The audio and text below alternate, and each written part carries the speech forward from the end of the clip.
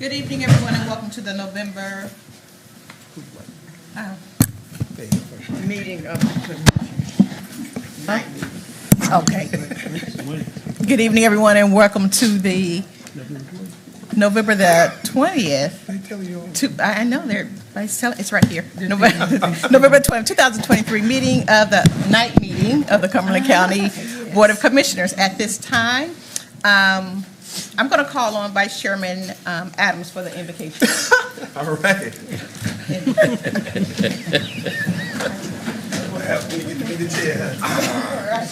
Getting practice.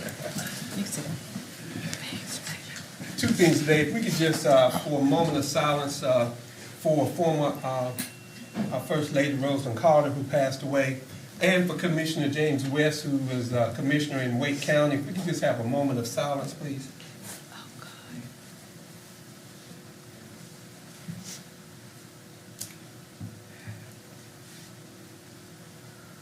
Thank you. Dear Lord, we come today as humble as we know how. Father, we come saying thank you. Thank you for allowing us to assemble here today. We ask you that what we do today be done decent and in order. We all remember that it's done in your name for your people, for the citizens of Cumberland County. Bless my fellow commissioners as we make tough decisions tonight, and we make decisions that are in the best interest of Cumberland County. In your name we pray. Amen. Amen. And do the please. Would you like to say a bill?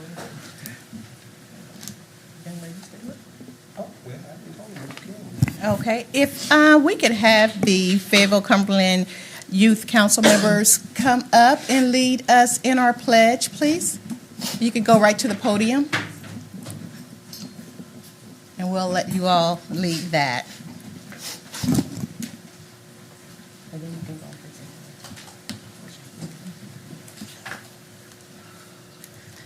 I pledge allegiance to the flag of the United States of America and to the republic for which it stands, one nation, under God, indivisible, with liberty and justice for all.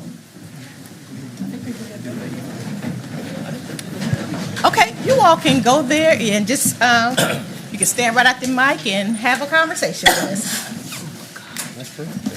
Good evening. I'm Aminata Morgan, a junior at Terry Sanford High School, and I'm a member of the Fayetteville Cumberland Youth Move Council. your mic up just a little bit so we can make sure we hear you here. There you go. And I am Skylar McDonald, a junior at Cumberland International Early College, and I am a member of the Fayetteville Cumberland Youth Council. We are eager to be here today to report on the current 2023 to 2024 FCYC year. On November 6th, FCYC resumed our in-person meetings with our new members. This meeting allowed us to meet physically with the new members of FCYC and prepare for our Christmas season. The members broke out into committee groups and completed a mini grant activity for the North Carolina State Youth Council. The mini grant activity demonstrated how organizations ask for funding for their projects. We reviewed the grants with our groups and gave report outs on the information of the organization and if we would fund them. After this activity, the members worked with their committee on their projects for Christmas. Christmas is very important for FCYC because our annual projects, Jingle Tree and Adopt a Teen, take place. These projects allow us to give back to the community and to make somebody's holiday special. We are grateful for this opportunity to speak with you all, and we look forward to a great rest of the year within the Fayetteville Cumberland Youth Council. Thank you. Thank you. Commissioner Adams will come down and present with something.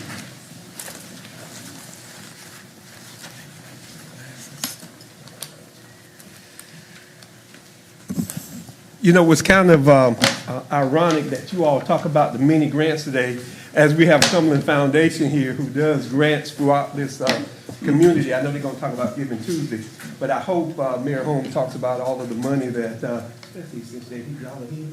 and all of the scholarship money they give out every year starting in March. So y'all make sure y'all know that lady right there. Oh, there's Kenny right there. And the fact that, starting in December. And the fact of the matter is that maybe I got some board members over there. maybe they might think about doing a youth part with some mini grants, using kids to be able to do some mini grants in the community. Look at this. See what y'all did today, started? So this is a certificate of appreciation presented to Skylar McDonald and Amita Morgan, Fayetteville Youth, Cumberland County Youth Council, for outstanding service as a voice for youth in Cumberland County community and for focusing on the betterment and promotion of our community. From the Cumberland County Board of Commissioners, dated this 20th day of November, 2023, signed by Dr. Tony Stewart, Chairwoman of the Cumberland County Board of Commissioners.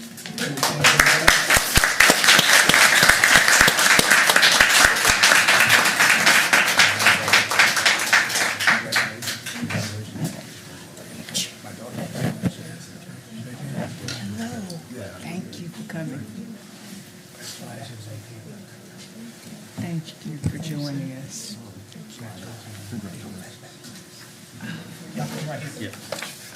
They like to take, I just took mine earlier. Oh, hold on. Okay, I'll go down now. Oh, she's going down there. She's good, guy. I taught her too well, I think. Taught her well. I taught her well. One on the road, get up front. 1, 2, 3. Can you put your certificate too? 1, 2, 3.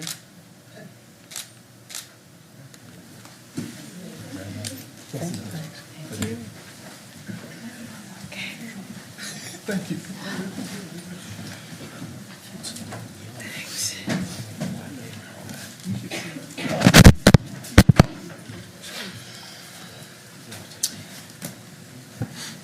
At this time, I want to take an opportunity to recognize Dr. Connolly. I don't think he's here, but he was named as the North Carolina Superintendent of the Year, and I think that's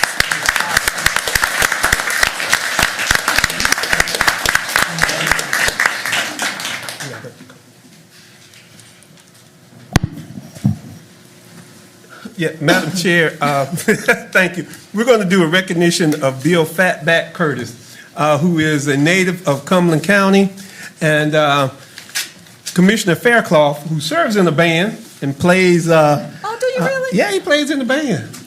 He never made it out of Cumberland County like Fatback Curtis. But that's okay. It's all good. But when he tells you about Bill Fatback Curtis, the Fatback Band, y'all will hear it. I'm waiting on my music that's as Marshall walks down because I got my music ready to go. Where's my music?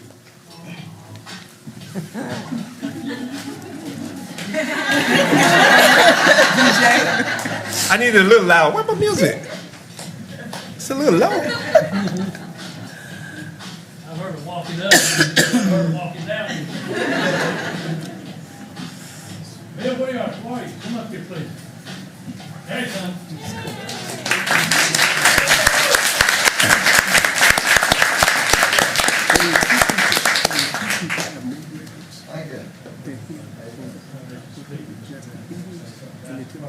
Move the mic. They gave me 2 different sheets. They just said use whichever one you want. So I was going to use the short one, and then I got to reading the long one. And I said, "Man, this is just too good. This is too good. We got to read all this." So let me try to read as quick as I can. And Commissioner Adams asked me to do this because I was playing music at about the same time he was, and I was making money for college at the same time. So we both consider ourselves professional now, don't we?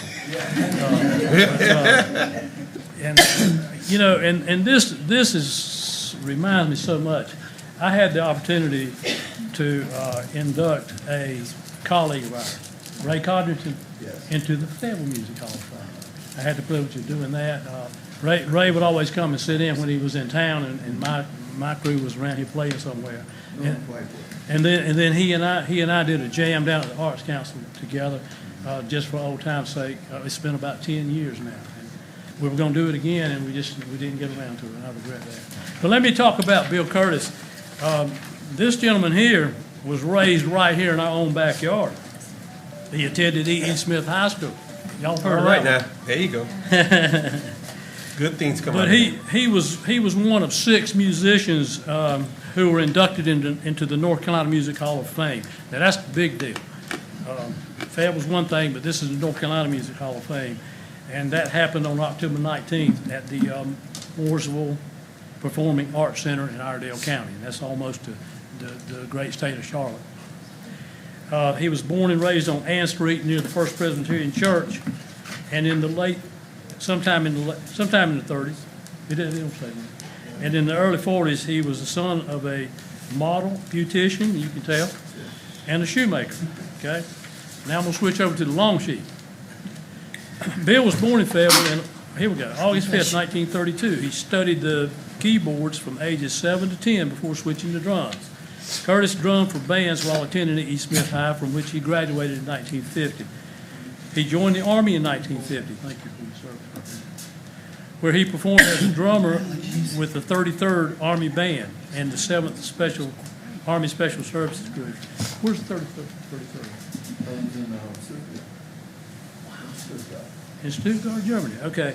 Now, I'm familiar with the 440th because we got drummers out of the 440th to play with us and trumpet players. So the Army Band was quite instrumental in having guys that like to play in local clubs. So we had the 440th and the 82nd Band represented in our band many times, over and over. He attended the Man's College of Music in New York for 3 years before attending New York University School of Music.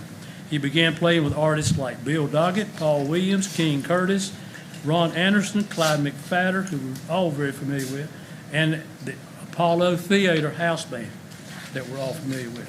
He toured throughout the country, eventually earning the name Fatback from bandmate Eric Gale, who liked the funky drum beat that Curtis had created that he called Greasy. Once Curtis got his own band, he named it the Fatback Band in 1971. The Fatback concept for the band emerged from Curtis's quest to invent a new groove by merging the Fatback jazz beat of New Orleans with vivid West Indian and Caribbean rhythms, a sound that became the basis for the disco era. And I bet you your foot never left that pedal, did it? that was the trademark of that. I know it well. Exactly. But they played the New York City circuit, cabarets and clubs. He started producing in 1972 with bandmate and keyboardist Gary Thomas. The Fatback label was also started at that time with 4 artists on the label. In 1973, Curtis produced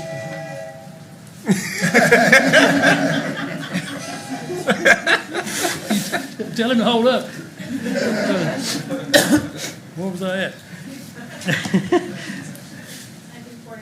1943. But that became the basis for the disco era. The disco era picked up about that time. The group started with Curtis and guitarist Johnny King, bassist Johnny Flippin, trumpet player George Williams, saxophonist Earl Shelton, conga player Wayne Wilford.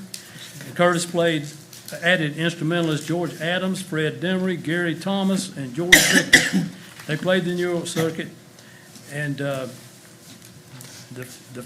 Fatback Band album, Let's Do It, People Music, Let's Do It Again in 1973, and Feel My Soul in 1974 before he signed over to Event Records. The next few albums, including Keep On Stepping and Raising Hell, chart success arrived in 1976 when Let's Do Thee, in parentheses, Spanish Hustle, was released and climbed up the pop charts. That group relocated to Spring Records, releasing songs like Party Time, The Booty, Double Dutch. In 1977, the group was simply known as Fatback. So Fatback has been credited with recording the first hip-hop song, in 1979. I did not know that. I was trying to think in my mind what the first hip-hop song was at one time. It was hip-hop before they called it hip-hop, wasn't it? Yeah. But a tune called King Tim III, Personality Job. The group's success continued in the 80s, including hits like Backstroking and their biggest hit, I Found Love. Curtis and Thomas produced many of Fatback's records and produced 2 albums with Wild Sugar. Their hit, Bring It Here, was co-written by Curtis and Thomas and was sampled in the Beastie Boys hit, Brass Monkey. The group took a break between 1993 and 2001. In 1993, Curtis moved back to Fayetteville In 2004, he reactivated the Fatback label, and the band released the second generation.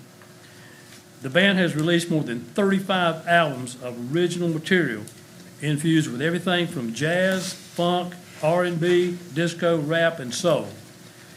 They continue to tour and make music. Bill Curtis's leadership and production of Fatback has helped pave the way for other bands that keep the music alive. He has released 50 or so albums over the course of his career. Bill Curtis still lives in Fayetteville, creating music under Bill Curtis Friends to transcend artistic boundaries, to expand his discography and legacy. Ladies and gentlemen, I give you the newest inductee into the North Carolina Music Hall of Fame, Mr. Bill Fatback Curtis. Thank you. Thank you. Thank you. Appreciate it.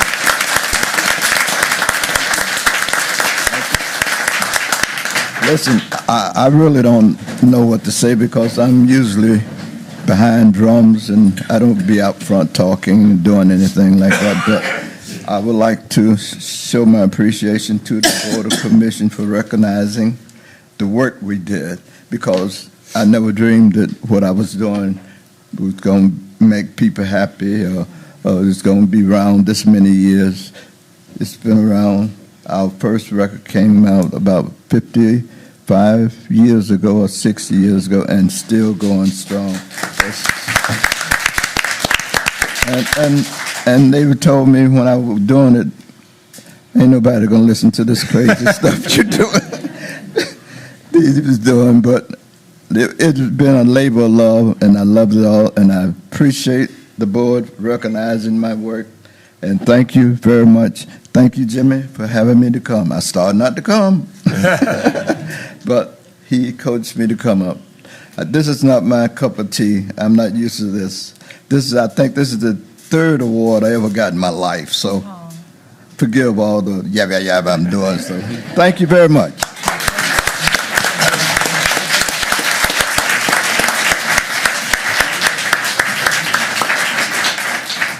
I tell everybody, I hope I look that good at 91. He's 91 years of age.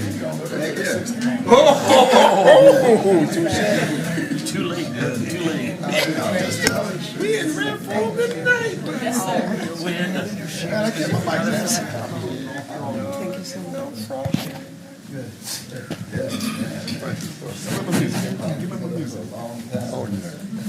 Brian, They want to hear some music. Mr. DJ. move over a little bit. Y'all gotta, Marsh, move. He's just trying to cover me up. That's what he's trying to do. There we go. We look too good. Yeah, there you go. I'm in the middle, so that's what matters. Oh, wow. I can't say Commissioner Council. And he's trying to keep us out. He's trying to keep us out, that's right. He wants all the spotlight.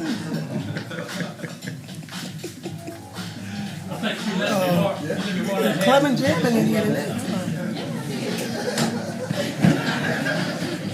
They're ready for the holidays. Mr. Curtis, this is the official coin of Cumberland County. You can't spend it, but you can look at it. But Melt it down, it's gold. yeah, give it. And this is a little gift of appreciation. Thank you. Appreciate it, sir. And thank you so much.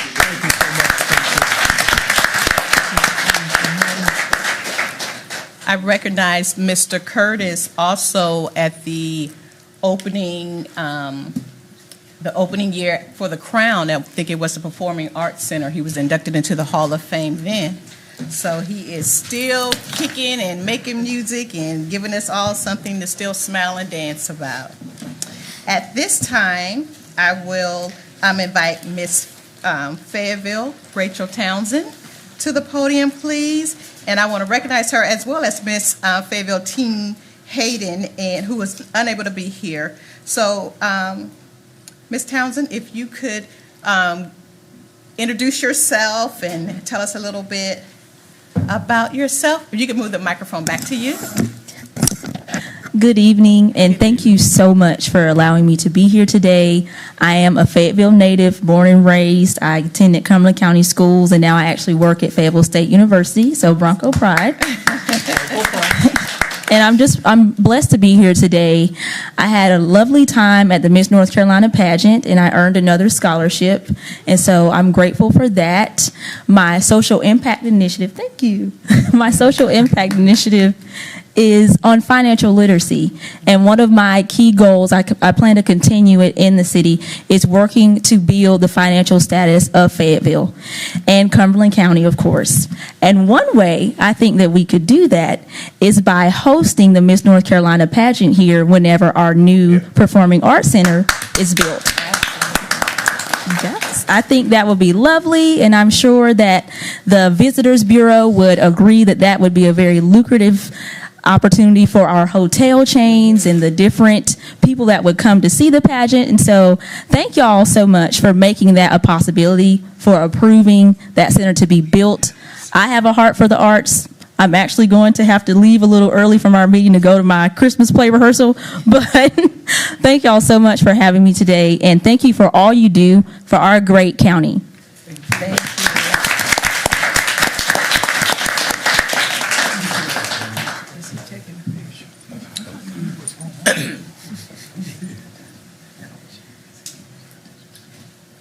I also want to present you with a coin from the county, as well as this token of our appreciation. Thank you so much for all that you do and continue to do for our country. Thank you for making us proud.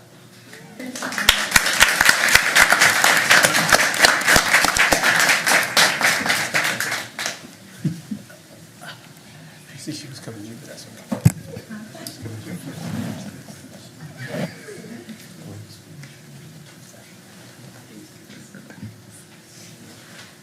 Thank you for joining us. Gorgeous child. Okay, I will get in on this. Thank you for representing us.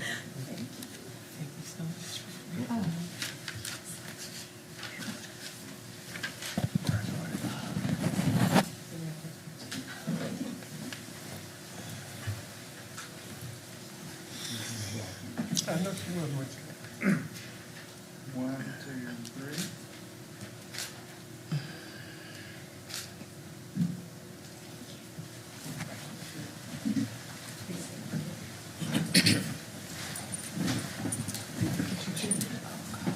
Oh, I had to fix it myself. I put in a work order. This chair. Thank you.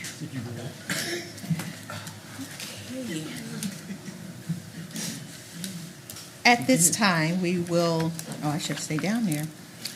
Want to recognize Cumberland County employee Mara Laney from the Sheriff Department. You want to go down?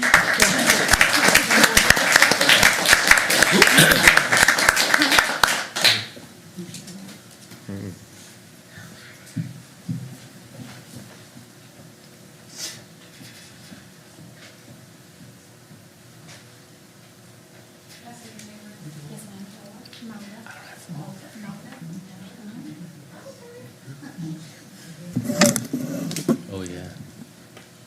This is presented to Ms. Laney in recognition of outstanding service to the citizens of Cumberland County from January 30th, 1995 to June 30th, 2023. And this is from the Cumberland County Board of Commissioners. Thank you so much for your service and all you do.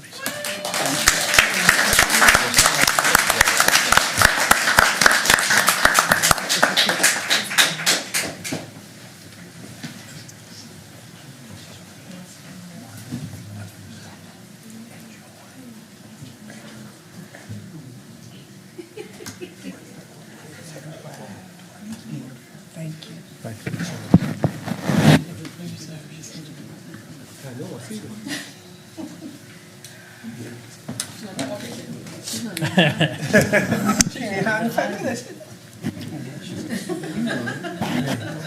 She did, didn't she?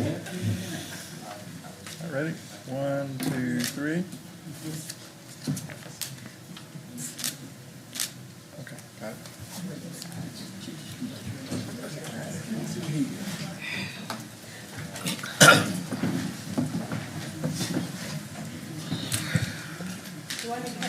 you can stay down there. I'll do it for you. This is you and the manager. This is the Budget and Performance Department on receiving the Distinguished Budget Presentation Award. If they would come forward.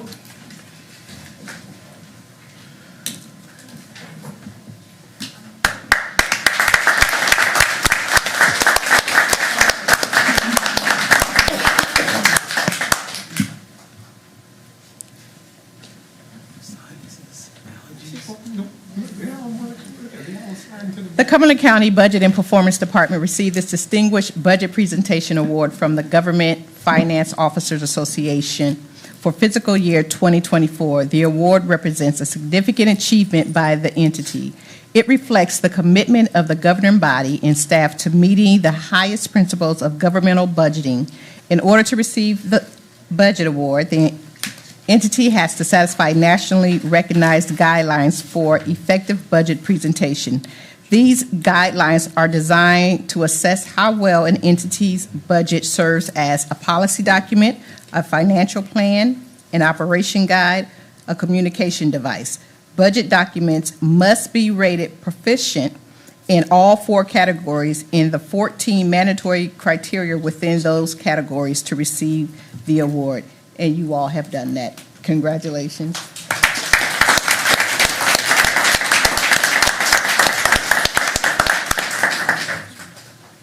I'd just like to say I'm very appreciative of the Budget and Performance Department.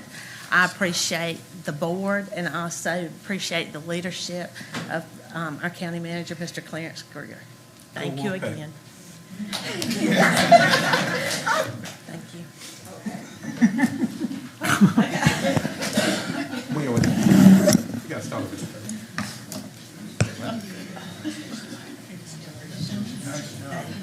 All these years. Very nice. Congratulations. Congratulations. You gotta keep on doing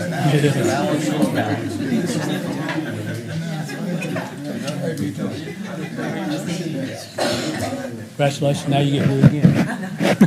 Precious. Thank you. You and your team did a great job. And they sat time again. Congratulations.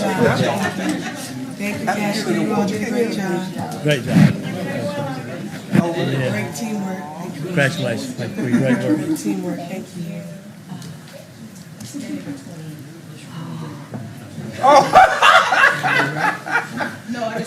Get right in front.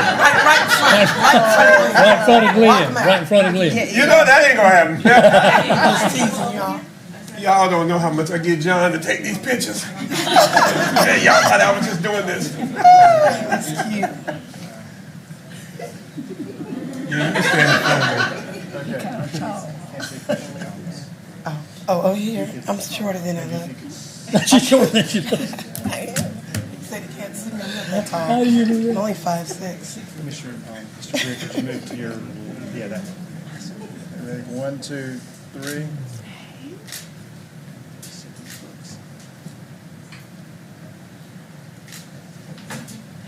That's good.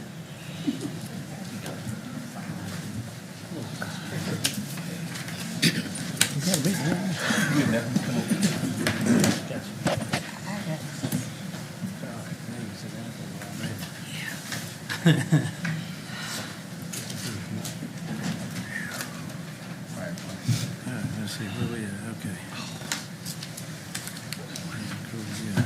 Okay, we will now move on to our public comment period. Mr. Greer, Manager Greer, if you would read the public comment policy, please. The public comment policy is as follows. The public comment period shall last no longer than 15 minutes. Time may be extended at the discretion of the board. Each speaker will have a maximum of 3 minutes to make remarks until the 15-minute limit is attained. No time may be yielded to a speaker by another speaker. Speakers will be acknowledged by the board in the order in which their names appear on the sign-up sheet. Speakers will address the board from the lectern and begin their remarks by stating their name and address. Public comment period is not intended to require the board to answer any impromptu questions. Speakers will not discuss the matters regarding the candidacy of any person seeking office. Speakers will be courteous in their language and presentation. Personal attacks will not be tolerated. Written comments and/or supporting documents may be left with the clerk to the board. Madam Clerk, are there any speakers? We have 2 speakers. Okay. Our first speaker is Angelina Smith.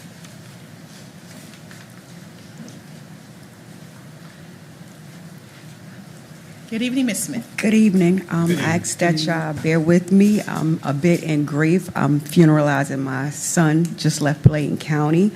But I'm coming here today, I'm speaking on behalf of children and families here in Cumberland County. In particular, Child Welfare Agency in Cumberland County Department of Social Services. I would like to address a grievance I have with the county workers concerning this particular agency in particular. Families are being separated due to false court reportings. The abuse that has been imposed on families and children have been in such abusive, hostile environment on all levels. The department says it's to strengthen families, but it has only been to separating families. And I have been a victim of that. And I say a victim because I have been in this for 5 years, me and my daughter. I highly believe in practicing doing your best and being a responsible, law-abiding citizen and being governed by the powers that be. In my service term with the AmeriCorps, I learned that collaboration is a must. While serving in this community, I found that this collaboration and strategies are very much not present and unsuccessful, and little to no progress is appearing. Caseworkers' loads are appearing to be extremely high, with what I was informed and told being short-staffed. Children advocacy reports, matching reports of CPS, not wholeheartedly making recommendations based off facts only. Little to no communication between parties involved until day of court. I'm asking that this board address this situation because it is a major problem here. The separation of families, structured, stable families. I am one of those speaking on behalf of that family. Again, like I say, I am in grief right now. The day that I called you, that Monday after I got off the phone, an hour later, I got a phone call letting me know that my son was found dead in a car.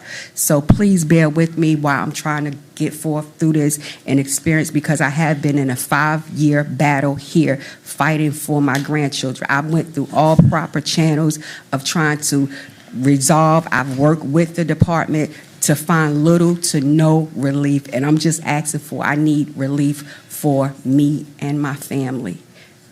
Thank you. Thank you, and I speak on behalf of the entire board. Our condolences to you and your family. Next speaker, please. Our next speaker is Pamela Carter.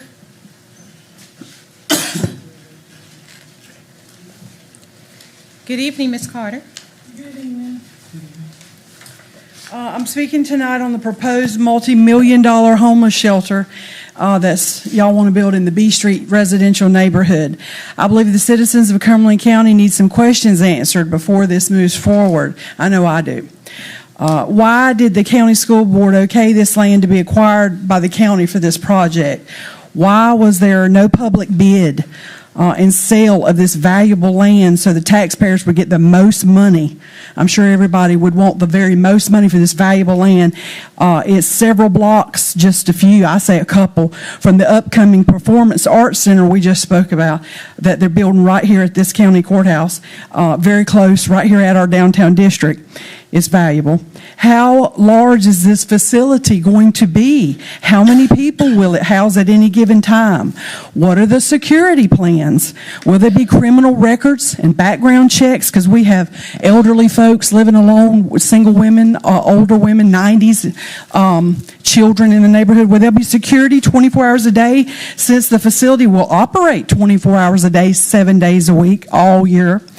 How much is the total cost of building this facility? How much is it to facilitate and maintain year after year after year?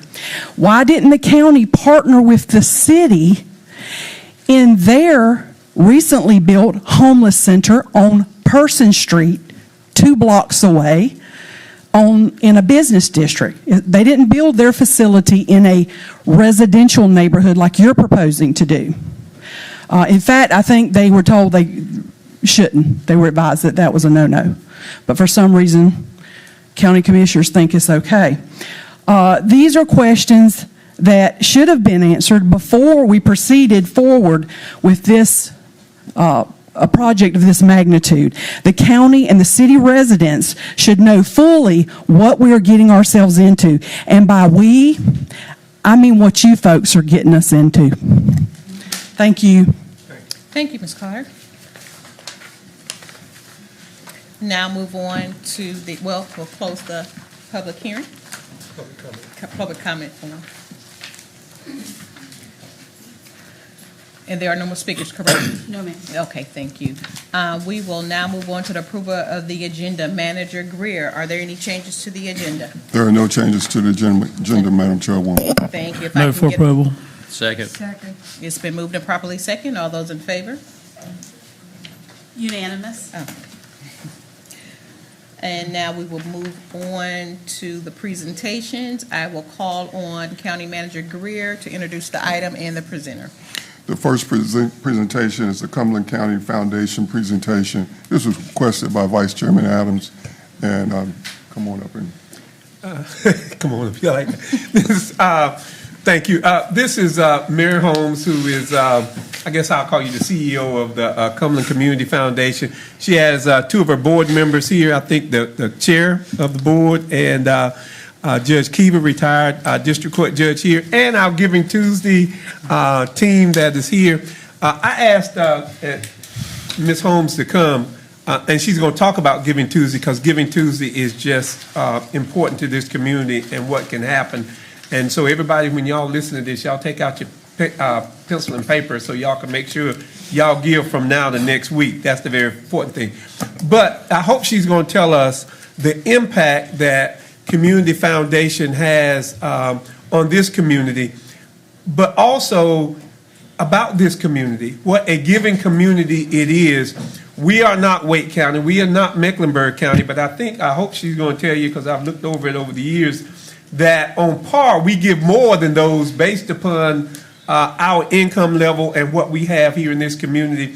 People talk about our community, but I think that sometimes the data that she has just lets us know what a terrific community we have and what we do for each other in this community. So I'm not going to steal any more of your thunder. Thank you, Mary. Thank you, board members and staff from Community Foundation. And we just want and if you just give me a little snippet of how much money y'all do on those scholarships for our kids who are going all over the country. Thank you. Thank you. It's my pleasure to present to the commissioners, the county leadership, and the community a quick update on the Cumberland Community Foundation. What is the Community Foundation? And then we're going to close with what is Giving Tuesday. And I want to thank my immediate past chair, Bruce Danzler, and our current board member, Judge Beth Kiever, for joining us today. And I'll introduce my colleagues in a second. What is the Community Foundation? We are one of 900 community foundations in the country, founded in 1980 by Dr. Lucille Hutaff, and so far we have distributed over $80 million in scholarships and grants to nonprofit organizations in our community. Yay. So we're a 501c3 public foundation. We manage endowments, mostly 600 plus donor funds created by individuals to benefit the people in this community and improve the quality of life. We are the accountable stewards of charitable gifts. We are audited annually, and we are accredited with national standards for U.S. community foundations. We're a grant maker, a scholarship manager, a nonprofit trainer, an endowment manager, a convener and leader, and a philanthropic leader in our community. Our mission statement is giving together to enhance the quality and spirit of community life. So not only do we encourage people to give together, all ability to give, a $5 gift or a $5 million gift, but we also encourage people to come together and work together to improve the quality of life and how we feel about our community. Our assets have grown a lot in the last years. We were founded in 1980, and it took the community a little while to figure out what in the world the Community Foundation was. But since 1995, the foundation has steadily been growing, and that's our asset growth. We're at $124 million now. Last year, we received $13.1 million in gifts, and we distributed $9.5 million in grants and scholarships. And just clarifying, we make grants to 501c3 charitable organizations and qualified units of government like Clark Park Nature Center, or a park or an entity of government, City of Fayetteville, county, etc. But we do not make grants to individuals. So for anyone who might be watching this later, we cannot make grants to individuals. Our total assets are just at $124 million. And you might wonder, what in the world are we going to do with $13.1 million that we received in gifts last year? Well, we're going to do whatever the donors told us to do. That's 5,331 gifts ranging from $5 to $3 million. The charitable purpose of a gift is determined by the donor. 100% of every gift goes into the fund that the donor selects. So what is a fund? What is a fund? Like, what do I mean when I say we manage 600 funds? So funds that received gifts last year, for example, wonderful longtime community leader Janie Chaffetz Lucas turned 90 this year, and her family and friends came together and created the Janie Chaffetz Lucas Scholarship Fund to celebrate her 90th birthday. And scholarships will be awarded every year for Good Forever in honor of Janie. Dr. Franklin Clark created the Clark Endowment to enrich the lives of people with disabilities. Having had a sibling who was disabled, he knows the hardship that can be on a family and wanted to give back to the community and other families that are dealing with that. Habitat for Humanity created their own endowment with a generous gift they received from a donor, and they entrusted the Community Foundation with that endowment. And now anyone can give a gift of any size to help people have a home that is built and coordinated by Habitat. The Sue Parker Bird Endowment for Fayetteville Area Operation Inasmuch was created by Operation Inasmuch to celebrate their founding leader, Sue Bird, and to continue to provide support for the breakfast program at Operation Inasmuch. And the Thorpe Family Endowment for facility maintenance at the Cape Fear Regional Theater was created by Holden and Clay Thorpe in memory of their parents to support something that their parents loved, which is the Cape Fear Regional Theater, which they founded. And Summertime Kids Endowment, which is a wonderful endowment that provides support to send kids to summer camp every year. And anyone may give to any fund. So that's what a fund is. Anyone in this room or watching could name their own fund. It's really easy to create your own legacy. You name your fund, you decide the charitable purpose, you make a gift now or in your will or both, and just call us if you're interested in doing so. So quick update on our other programs other than endowment management. Last year we awarded $640,000 in scholarships. Now is a really good time for students to start thinking about, high school seniors, to start thinking about how they're going to pay for college. Our scholarships are available starting in December, and they need to visit our website and click on scholarships. No need to call. Just visit our website. The timeline is there, the instructions are there, and the application is online. It's very important that all of us in this room and everywhere in the community help local students complete their FAFSA application, which makes them eligible for the Pell Grant. And the Pell Grant is $7,395 that these students do not have to pay. So if you have any opportunity to help a young person complete their FAFSA, please do so. We have a women's giving circle, which is over 130 people, women, who join together and give to the same fund, and then decide together where they're going, what programs they're going to support to help the quality of life of women and their families. And last year they awarded $56,000, and that brought their total to $752,000 that they have awarded. And all of you commissioners will be invited to their scorecard meeting, which will be January 30th, a breakfast at Highland Presbyterian Church. They are wonderful advocates, and they'll present data to you about the condition of families. Summertime Kids program is one of our favorites since 1992. The Cumberland Community Foundation has sent over 1,000 children to camp every summer. It's managed by my colleague Kimmy right here, expertly. Every year she raises the money and then oversees the grant making to 19 or 20 different nonprofit organizations. But this year we sent 1,391 kids to camp. We manage endowments for specific charitable organizations. We work with the individual nonprofit organizations and help them grow their own endowments. And we distributed $1.1 million in grant support from those endowments to those designated organizations. We also provided training for nonprofit organizations. This is a photo from one of our best trainings last year. The Lilly School of Philanthropy from Indiana University, we brought them here, and 28 nonprofit staff and board members attended, and that's the picture of the folks after their 2-day training. It was excellent. I'm going to turn this over to our team who manages our Giving Tuesday, and that is Kendra Murray, Community Grants Manager. You can wave, Kendra.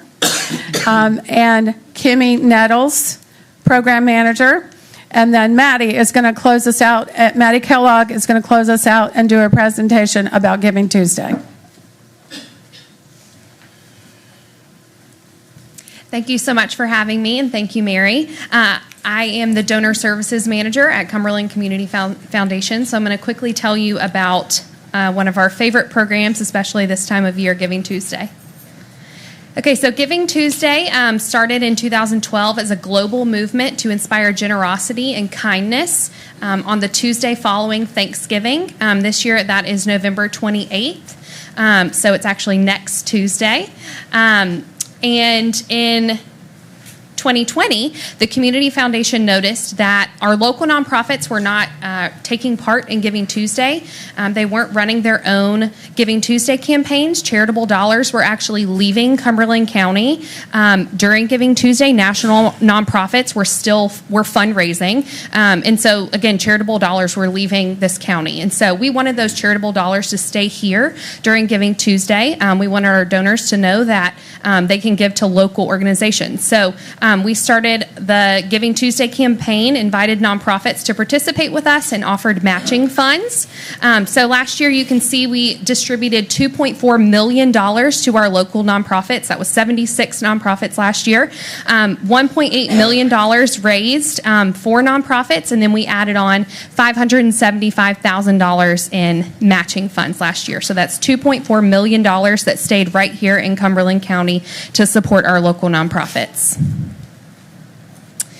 So the selection process, how we choose the 79 nonprofits that participate in Giving Tuesday this year, they must be 501c3 public charities based in Cumberland County, operating in Cumberland County, must have received a grant from the Community Foundation in the last 5 years.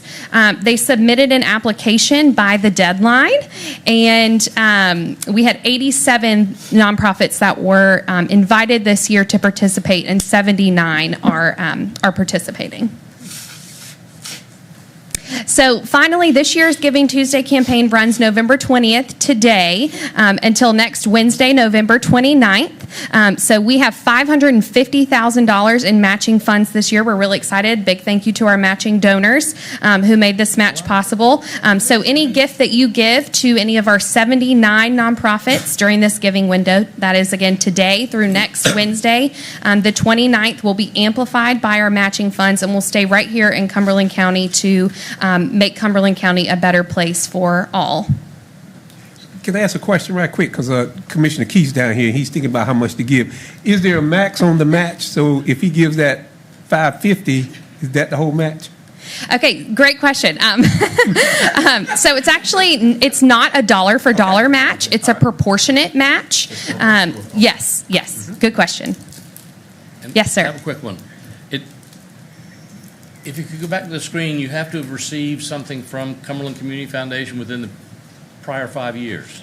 Yes, a grant from the Community Foundation within the last 5 years. Well, how'd you ever get a list to start with? It's kind of like, you need work experience to have this job, but nobody ever gives anybody work experience. I mean, so if you received a grant, that could have been through a community grant cycle that we've hosted, and so you would have applied for that, and your grant application would have been reviewed by a volunteer grant committee, and then also you could have received a grant from a different type of fund at the Community Foundation, like a donor advice fund.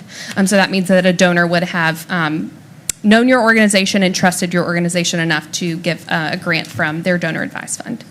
Great question. Question? Yes. So do all of these 79 nonprofits, are they totally managed by the Cumberland Community Foundation?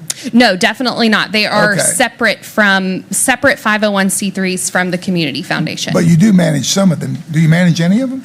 No, we don't manage any of them. We're a separate 501c3. We do manage some of their endowments, Yes. but they're separate entities.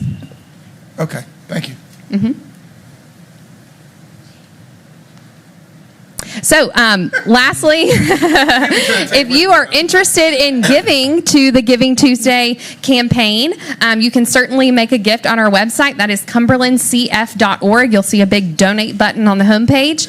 You can also give by check through a donor advice fund, and you can also give by stock or IRA this year, which is an exciting addition. So if you have questions, please visit our website at cumberlandcf.org or give us a call. This is our phone number, 910-483-4449. So thank you so much. It's our honor to serve this community. Thank you. Thank you.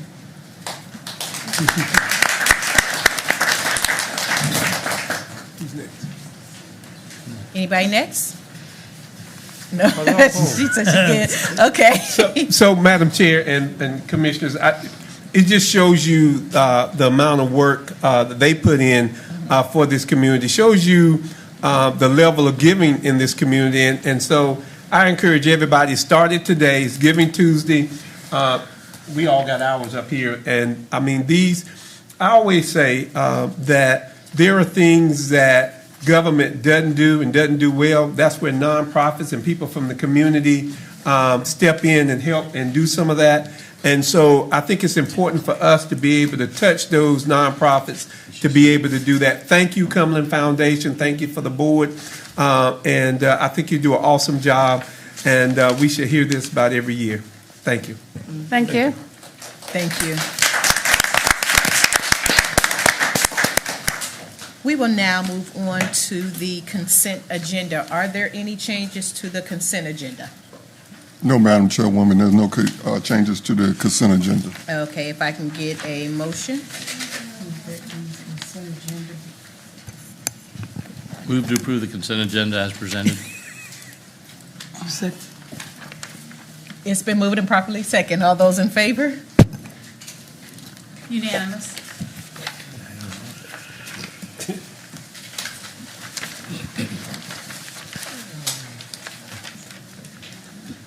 If I could have Mr. Curtis come back to the podium. Marshall, do you want to? What? You want to present the proclamation?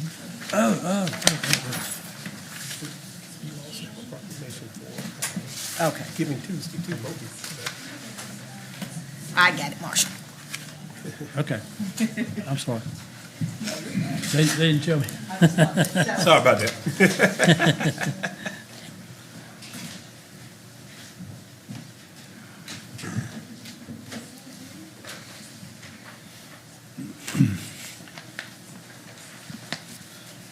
Okay, Mr. Curtis, I want to give you this proclamation with the county seal on it. And it says, whereas Bill Curtis was born in Fayetteville, North Carolina on August the 5th, 1932, and started his music career playing in local clubs during high school. And whereas Bill Curtis is an experienced drummer and classical trained musician, studied percussion at the Maine School of Music in New York and at the New York College of Music after serving in the U.S. Army. And whereas Bill Curtis founded the Fatback Band, a funk and disco band in the early 1970s, and whereas Bill Curtis had the inspiration to merge the fatback jazz beat of New Orleans into a funk band. The band specialized in playing street funk and had songs on the R&B chart. And whereas Bill Curtis has released around 50 albums during his career on the labels Perception, Polygram, and Spring, and his own label, the Fatback Records. And whereas Bill Curtis has performed with the Fatback Band solo and with other artists such as Jackie Wilson, Marvin Gaye, The Moonglows, King Curtis, Earth, Wind and Fire, Aretha Franklin, and many, many more. Oh, goodness, that's a lot. Whereas Bill Curtis and the Fatback Band released the first rap record, King Tim III, on the Spring Records label, which marked the beginning of the hip-hop music. And whereas Bill Curtis has written and produced music for decades, he has toured and performed in the United States, throughout Europe and the Far East. And whereas Bill Curtis was inducted into the Fayetteville Performing Arts Hall of Fame on April the 1st, 2023, and the North Carolina Music Hall of Fame on October 19, 2023. Now, therefore, we, the Cumberland County Board of Commissioners, do hereby recognize Bill Fatback Curtis for his contributions to music. His love of music and his creativity are inspiring to others. Thank you for your contribution to the performing arts and to music. It's presented this 20th day, November 23. Dr. Tony Stewart, Chairwoman of the Cumberland County Board of Commissioners.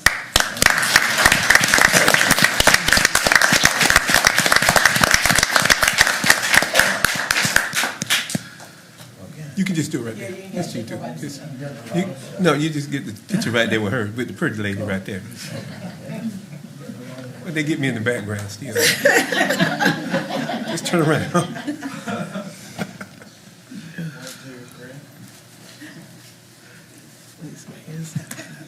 John doing, moving a little much. Look at this salad.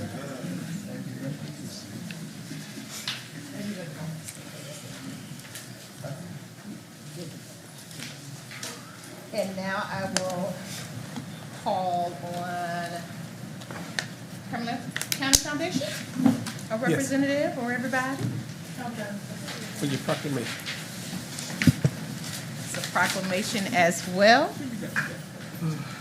It reads, whereas Giving Tuesday has been established as a global day of generosity, celebrating during the Tuesday following Thanksgiving, and whereas Giving Tuesday is a celebration of philanthropy and volunteerism, where people across the world come together to thank, help, and give financial support to organizations and nonprofits.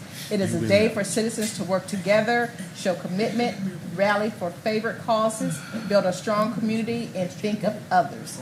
And whereas Cumberland County Foundation is a philanthropic leader that assists donors in making life better for the residents of Cumberland County. And whereas Cumberland County Foundation is celebrating their 4th year of Giving Tuesday and will be assisting 79 local nonprofits in raising essential support needed to continue their important mission. And whereas Cumberland County Foundation has $550,000 in funds to match donations received by the nonprofits, Cumberland County Foundation has raised over $5 million in the past 3 years to support local nonprofits to better life in Cumberland County. And whereas Giving Tuesday is an opportunity for Cumberland County citizens to serve others and support local nonprofits during this holiday season. Now therefore, we, the Cumberland County Board of Commissioners, do hereby proclaim November 28th, 2023 as Giving Tuesday in Cumberland County and encourage citizens to support local nonprofits in their favorite cause. Adopted this 20th day of November 2023, signed Dr. Tony Stewart, Chairwoman of the Cumberland County Board of Commissioners.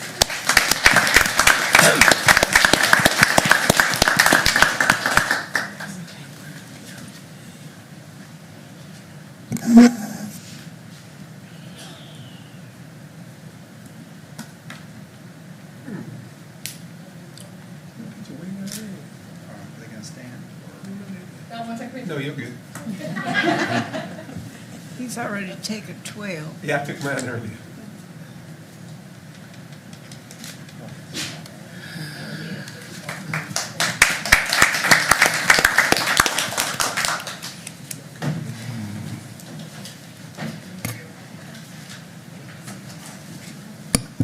I have one comment. Sorry. She got a comment. I've got a comment. Oh, yes, ma'am. It has indeed been a joy to watch the Miracle Lady work. These ladies work hard, they work long, and they're ready to take your money at any time. They are great. Thank you so much for all that you do, and board members, to embrace this cause and make it even greater than it is now. Thank you. Thank you. At this time,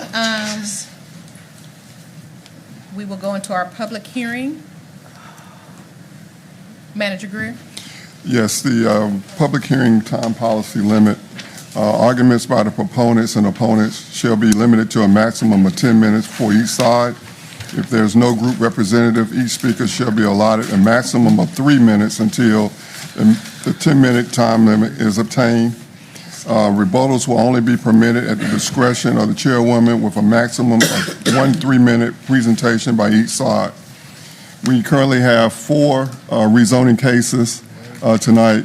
Ross Howard, Planning and Inspections Director, will provide an overview of each one. And after the public hearings are open and closed, your vote. Okay, we'll give, Ms. Howard, you can come forward. We'll give Cumberland Foundation an opportunity to leave. Thank you so much. Thank you. Thank you all. Thank you. Good time for 5 minutes. Yeah, 5-minute break. So I can leave. Before they start. We're going to have a 5-minute recess. Yes, ma'am. Thank you. Will somebody show that? I got a soda.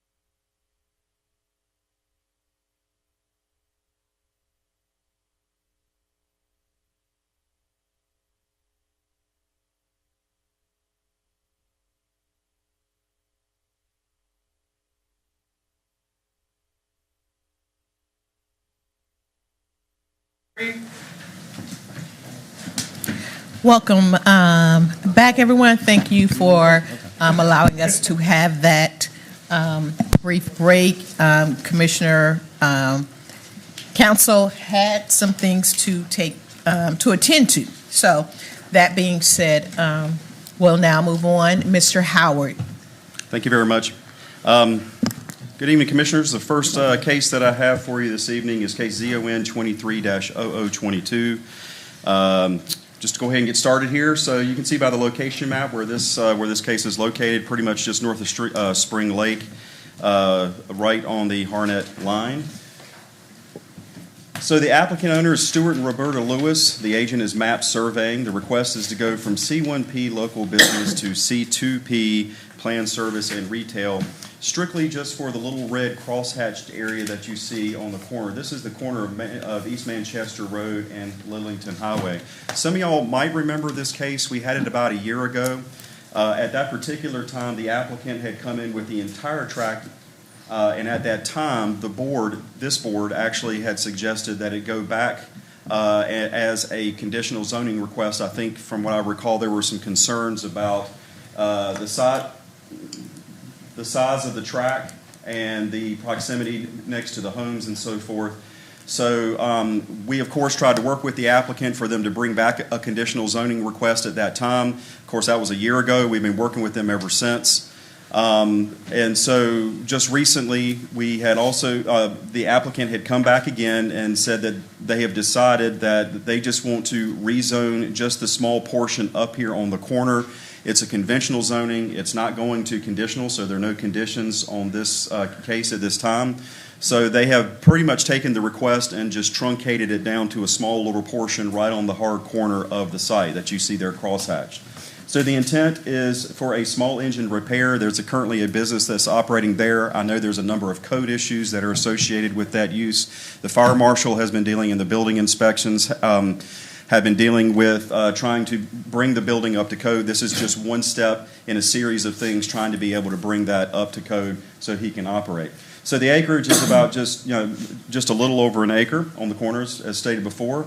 You can see pretty much around this, you sort of got a hodgepodge of different types of uses. You have the fire station, you have a church sitting there, you have some small types of commercial shops you can see there, and then of course it backs up to some single-family areas. This is just another coloration of the zoning map, again, just going from C1P to C2P.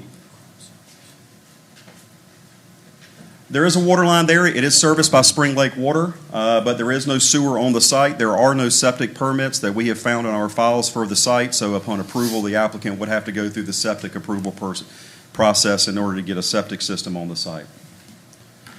When we look at the Spring Lake Land Use Plan, which is where this falls, it does list it as commercial. You can see some of the compatible zoning districts that we have there, C1P, C2P, and CP. So with that being said, the request itself, staff felt was compliant.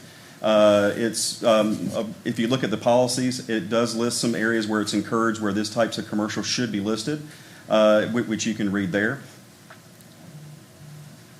This is the subject property currently. You can see that it's expanded a little bit over a period of time, but you can see the office building in the front, and you can see the fenced-in area where they keep the equipment towards the rear. This is the north view along Lillington Highway with the site immediately on the left-hand side of the road. This is standing on the site looking across the street. You can see pretty much a single-family homes. And this is the southwest view with the sign that we're required to post for public notification requirements on the site, with the site immediately on the right-hand side. So staff did recommend approval of the request. Planning board, when we heard it this last month, they also supported that request by an 8-0 vote. So I'll try to answer any questions if I can. All right, Commissioner Keith. Yeah, just real quick. What's the crop circles on there? Why are they separate part of the plan, separate plats? What? They are actually platted. They are wells. They're the areas They're wells. Yeah, for Overhills, I think district that was there before, Makes so you had two total wells that were sense. sitting there. Got it. Okay. Yeah. Any other questions? Okay, this time I will entertain a motion. Open the public hearing. I'm sorry. We will open up the public hearing. Are there any speakers? We have one speaker, Jeffrey Eugene. Good evening, Mr. Eugene. Good evening, council. Good evening. Good evening. If you could state your address. 2109 Beach Street, Fayetteville, North Carolina. Okay. How are you doing? I'm good. Go ahead. I actually own the business. I was here last year. I had it, like you said, zoned for 5 acres, which wasn't what I was supposed to do, so I went back and got it done. They've been helping me the whole time. The fire marshal and everybody in the code's been helping me, so I came back here today to try again with the proper, information. So that's why I'm here. Okay. Thank you, Mr. Eugene. Okay. Are there any other speakers? There are no more speakers. We'll close the public hearing, and I would entertain a motion. In case zoning 2322, I would move to approve the rezoning request from C1P Plan Local Business District to C2 Plan Service and Retail District and find the request consistent with the Spring Lake Land Use Plan that calls for commercial at this location. The request is reasonable and in the public interest as compatible to and in harmony with the surrounding land use activities and zoning. Second. It's been moved and properly second. All those in favor? Unanimous? Thank you. All right, moving on. I'm sorry. I just want to say thank y'all so much. It's been a long time I've been dealing with that. I appreciate you guys so much. Thank you so much. Congratulations. You're welcome.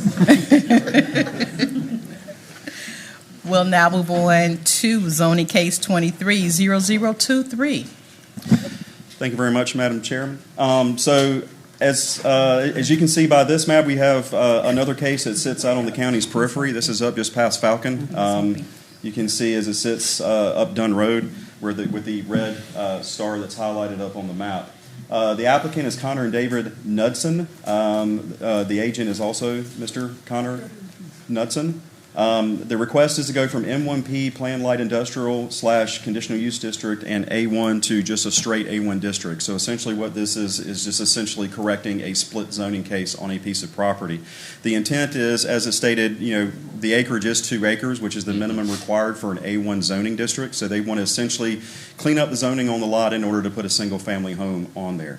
So this is the subject property. You can see it's pretty much surrounded by farmland and single-family homes. I'm going to zoom in just a minute so you can just see the specifics of this. But you can see the zoning map is A1 here, and you can see the M1P CUD. That was zoned for a cabinet-making shop for that particular piece of property. So what's happened through some deed recombinations and stuff, they've sold off the lot to essentially, like you can see, essentially when they did a plat recombination, it put the line over top of the zoning, which then put the zoning on that other person's property. Then they sold it, and now that person who bought the property wants to zone it so they can put a home on it. So that's the zoomed in of what the actual site looks like. So if this gets rezoned, it would take that little sliver of the M1P CUD off the property and just make it all an A1 district so they can put a home on the property. There is a water line out here served by Falcon Water. But there is no sewer. Doesn't have any presence of hydric or hydric inclusion soils that we found in our study of it. The Northeast Cumberland plan calls for this to be farmland with associated districts of A1 and A1A, so staff felt that it was compliant with the plan.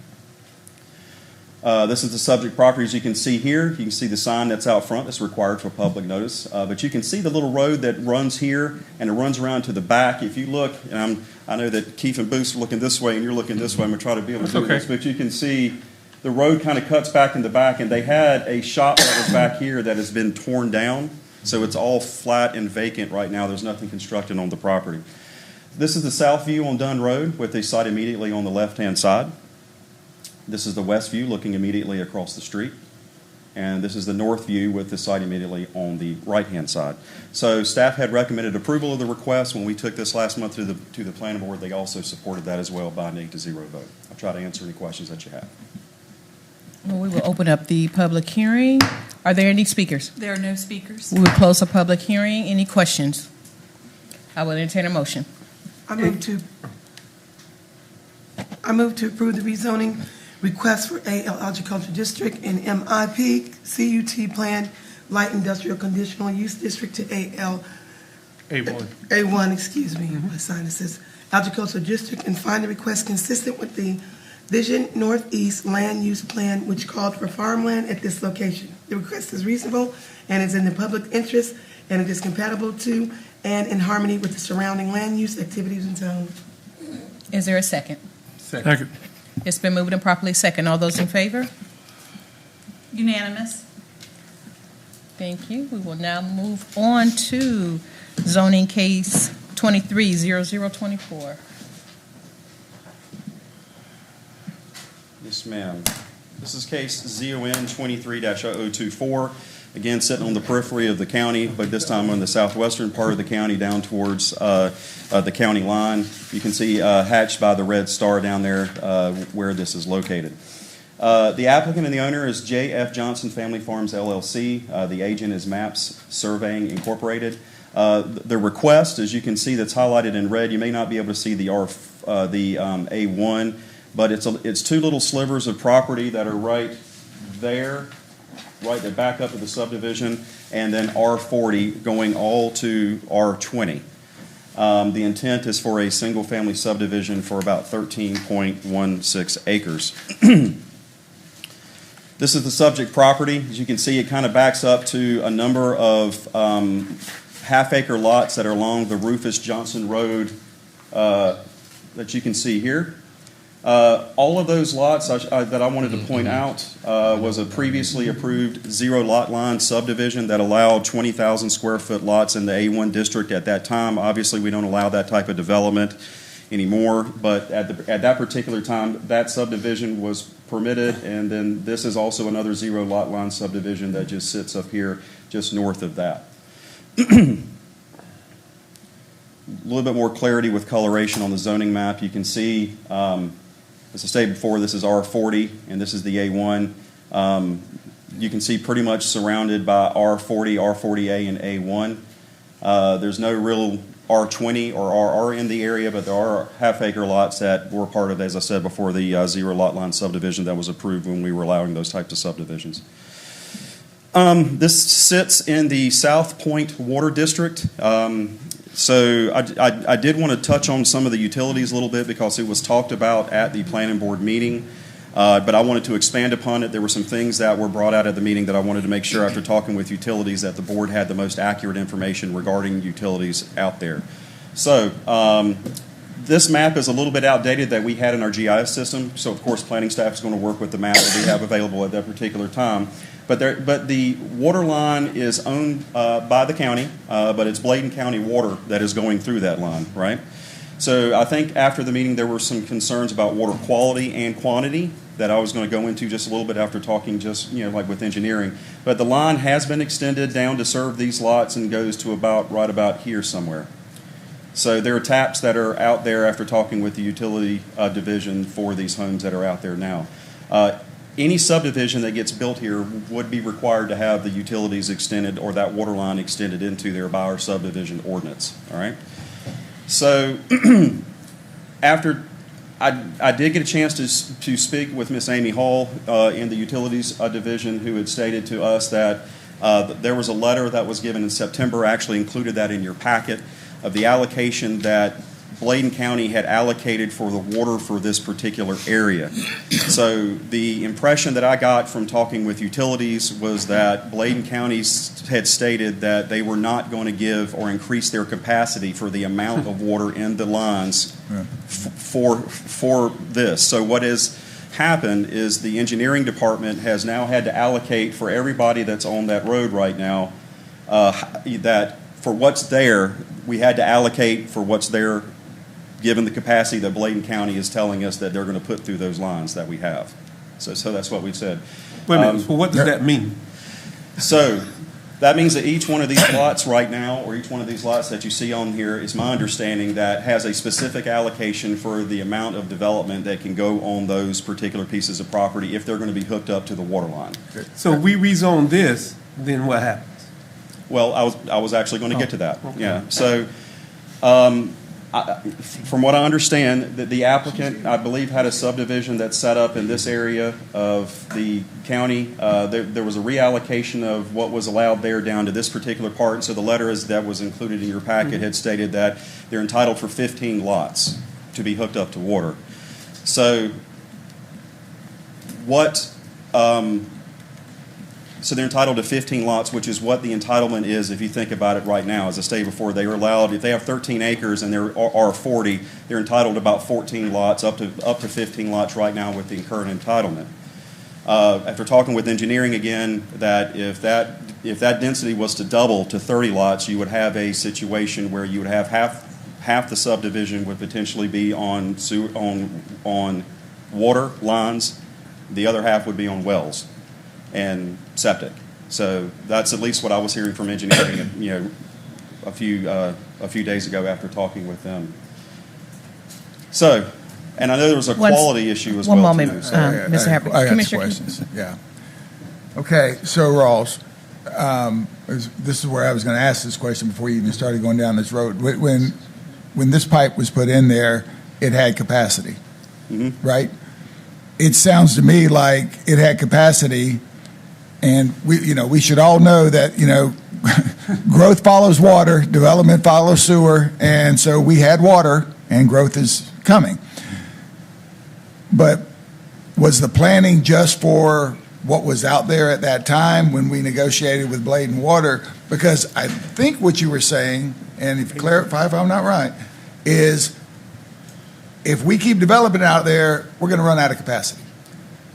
That's what well, I would say if we keep developing out there at a density beyond what I think we've already planned for right now, that yes, I think that we would run out of capacity given what Bladen County is telling it. Okay, if we approve this lot tonight, if you can do some quick math, what percentage of capacity are we at? And allowing for the people that were originally on the line too, because we have to consider them. We promised them they'll get water, and now we can't just say, we've cut off the water stream. So do you have any idea what kind of capacity percentage? Are we at 80% of the capacity if we approve this? Or? No, sir, I can't answer that question. That'd be a question for, I think, Ms. Amy Hall, who I don't have that answer for you to me, that depends on how I vote tonight. Okay. Because I can't, in good faith,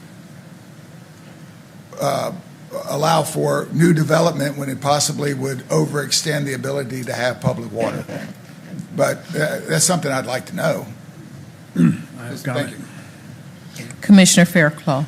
Thank you. And on top of that, if there's a possibility that we have to go with wells and septic tanks on that property, is there PFAS contamination there as well? I mean, I've been on the periphery of that discussion, but again, talking with her, that there was a quality issue, and that goes back to the quantity and quality issue, that there was a quality concern of how Bladen County was possibly treating their water or not treating their water.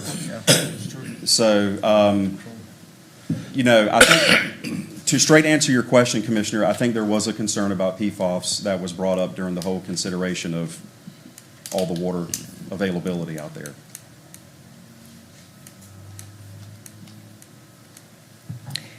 Question. Commissioner Jones. Yes, I had done a little research on my own, and wasn't the original, at first when this came about, wasn't the conflict, they were concerned about the tank and septic being a conflict, but isn't that taken care of now? That was my understanding, that there's no longer an issue in regards of, I think they were concerned about the septic and the well water being some type of conflict, but there isn't anymore? Isn't that not correct? Are you saying if they put water and septic out there that they would be conflicting with each other? Right, that was the first main concern. Wasn't that the main concern at first, but that's no longer the case? That I do not know. Okay. That I do not know. And then from looking at this chart also, I was thinking, it doesn't look like they would need bigger lots from the information you've given to approve this plan. I want to make sure that, just layman's term, that I'm understanding this, because we're talking about density, and from what this is saying, 3.6 within the criteria of what the planning zone, I'm going by this, it sounds like, I'm assuming that's why you all, going by this, what this says, 3.16, then you're not going to need any more density. I mean, I understand Commissioner Keefe's concern, but this is within the guidelines I'm saying. Is that not correct? from what this is showing? Yeah, so like now with the 13.16, Right. we feel like they can have 14 homes out there by the current entitlement, which would mean if they put a water line through there, they would be able to connect all 14 of those homes to a water line, no problem. Okay, right, with the criteria of what the planning board does in your space. Okay. Right, yes, I want to make ma'am. sure I was understanding that correctly. Okay. So just to move on just a little bit, unless there's any more questions about utilities, when staff had looked at this is part of the South Central Land Use Plan, and pretty much, it was brought up during the planning board meeting. We have a policies plan and a 2030 plan. Generally, planning staff is going to look at a small area plan, and especially the most recently one that's adopted as the guiding, pretty much the overriding guiding document for our policy determinations. But it all calls for farmland out there. I know that my staff, when they were out there, they were saying that the majority of the folks out there were wanted to have open lots and bigger pieces of land, but the associated zoning districts out there would be A1, A1A, CD, R40, and R40A. And so again, the current entitlement is for R40. That property came, I think, before the commission a couple of years ago, and staff did recommend at that time for the R40 because the plan did support it. But I think, at this particular time, staff did not want to go any more denser than that. That was just our consideration given all the water considerations that are out there. So this is the subject property that you have. This is just staring at the subject property sitting on the road. This is the southeast view standing on Chickenfoot Road with the site immediately across the street. This is standing on the property itself looking immediately across the street at the home that is there. And this is the northwest view of Chickenfoot Road. Staff had recommended denial of the request. When we went to the planning board, it was an interesting discussion about plan compliancy. Staff felt that it wasn't compliant with the plan. But the planning board, they heard it and they had recommended approval by 5-1 vote with 2 folks abstaining from the vote. I just want to make sure that, because you saw the other ones had 8-0, that we actually had an 8-count vote. That there were 2 people abstained from that. And the planning board felt it was compliant with the plan. And that's really all I have to say about that. So if you got any questions, I'll try to answer what I can. And that's where I was going with from the other question as far as guidelines. It met what the planning board thought. Thank you for clearing that up. Commissioner Booth. Oh, that's my, Commissioner Adams. Just to answer that question, so we've been dealing with water out here for a long time. And one of the very first things we did was went to Bladen County about water down in the Grays Creek area, and they told us no. So they told us no, Robertson County told us no. And at that point, I think Bladen County had some issues, even with their wells being contaminated. So I don't see us getting any more water or that much water from Bladen County. They're going to deal with their own issues. So that's just been the history of that piece of property out there. But my question is that we do that, but everybody else can just build all around there. I mean, I can build on my piece of property, and so even if we do this or don't do this, all of those A1s and everything else can still build and tap into this line. So at some point, the folk that's on the line are going to have some issues. I think everybody's going to have some issues out there, regardless of whether you rezone this or not, because I guess anybody, you got a piece of property out there, as long as you can build on a 2-acre lot or whatever lot, they're going to be out there. And our thing makes everybody tap onto that line. Right? Well, I mean, so our subdivision ordinance says if you subdivide your property, that you're required if you're within a certain footage of that line, that you have to extend and connect. I don't think that would apply, that if you're just building on an A1 piece of property, that if you want to put a well, because you're not subdividing your land at that point. Right, so okay. I can't put somebody through a subdivision requirement if you're not subdividing your property. Gotcha. Right. Commissioner Keith. Gosh, this rabbit hole's getting deep. Okay, two things. One is that line that was put out there, some of these homeowners may have paid an accessibility fee so they could be part of that. Is that right? You don't. Okay. Yes. So, okay. I'm looking at Jermaine over here. Telling me yes. All right. Thank you for that. So here's the problem. You got homeowners paying an accessibility fee for years that they're going by there. If it goes by their property, they're required to have. If we keep building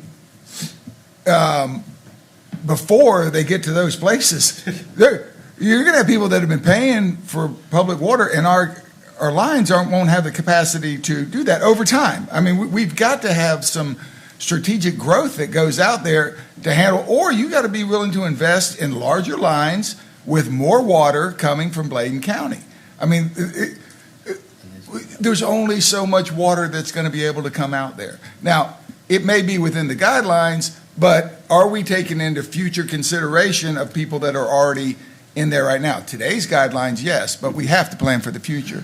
Second thing I have, in this R40, I have consistently been, R40 is a strange zoning in the fact that what it's supposed to mean is one residential lot every 4,000 or 1 acre. But the way that our ordinance reads, it doesn't necessarily have to be one house per 1 acre. I've consistently asked that that there are conditional uses that it does require one house per 40,000 square feet, one lot, and that it also requires the setbacks that would normally be with R40. Mm-hmm. Since this is a zero lot line, it's not. This is not going to be a zero lot line. Since this is not a zero lot line, they would have to go with the setbacks of a traditional R40. That's correct. But they don't have to go with one house per 40,000 square feet. They would have to go with one house per 40,000 square feet. Well, individually, not as a group. You're talking about a group development. So, yeah, so I don't think I guess they could do a group. What I'm saying is, if it's a 40-acre lot, mm-hmm. they could put 40 houses.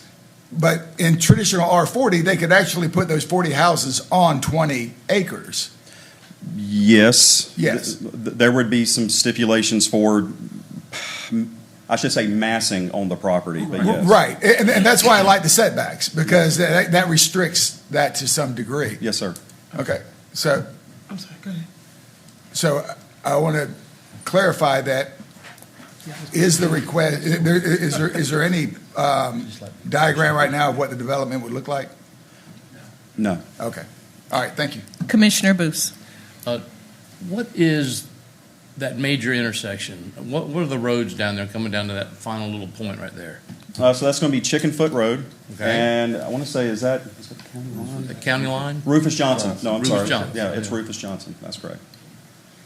So are there two interests in the X's or just one? You know, that's Well, always have a problem with, is one in and one out. Well, I think that obviously that's going to be up to Right. DOT, Mm-hmm. but there is a lot in this previous zero lot line that's there. It's not opened as a right-of-way. It's currently a parcel that's owned by it appears to be owned by the LLC, and I'm assuming that would possibly be a second way out, but again, that's underneath it's not in a homeowners association of that development. It's underneath the LLC, and they may be the owners of the.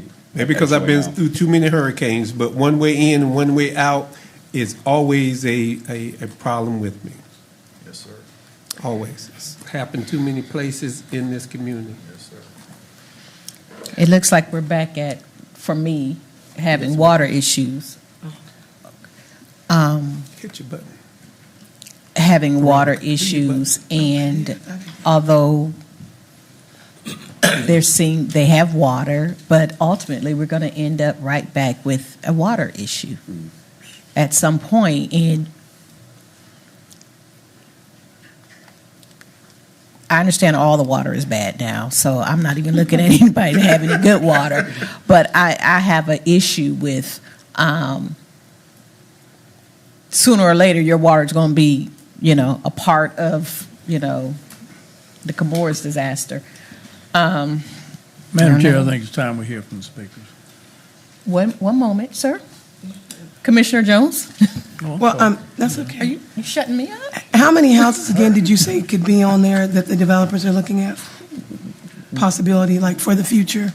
Well, right now, under the current zoning. Under the current zoning. We anticipate about 14, possibly 15, so it would double that. It would be, 29, possibly 30.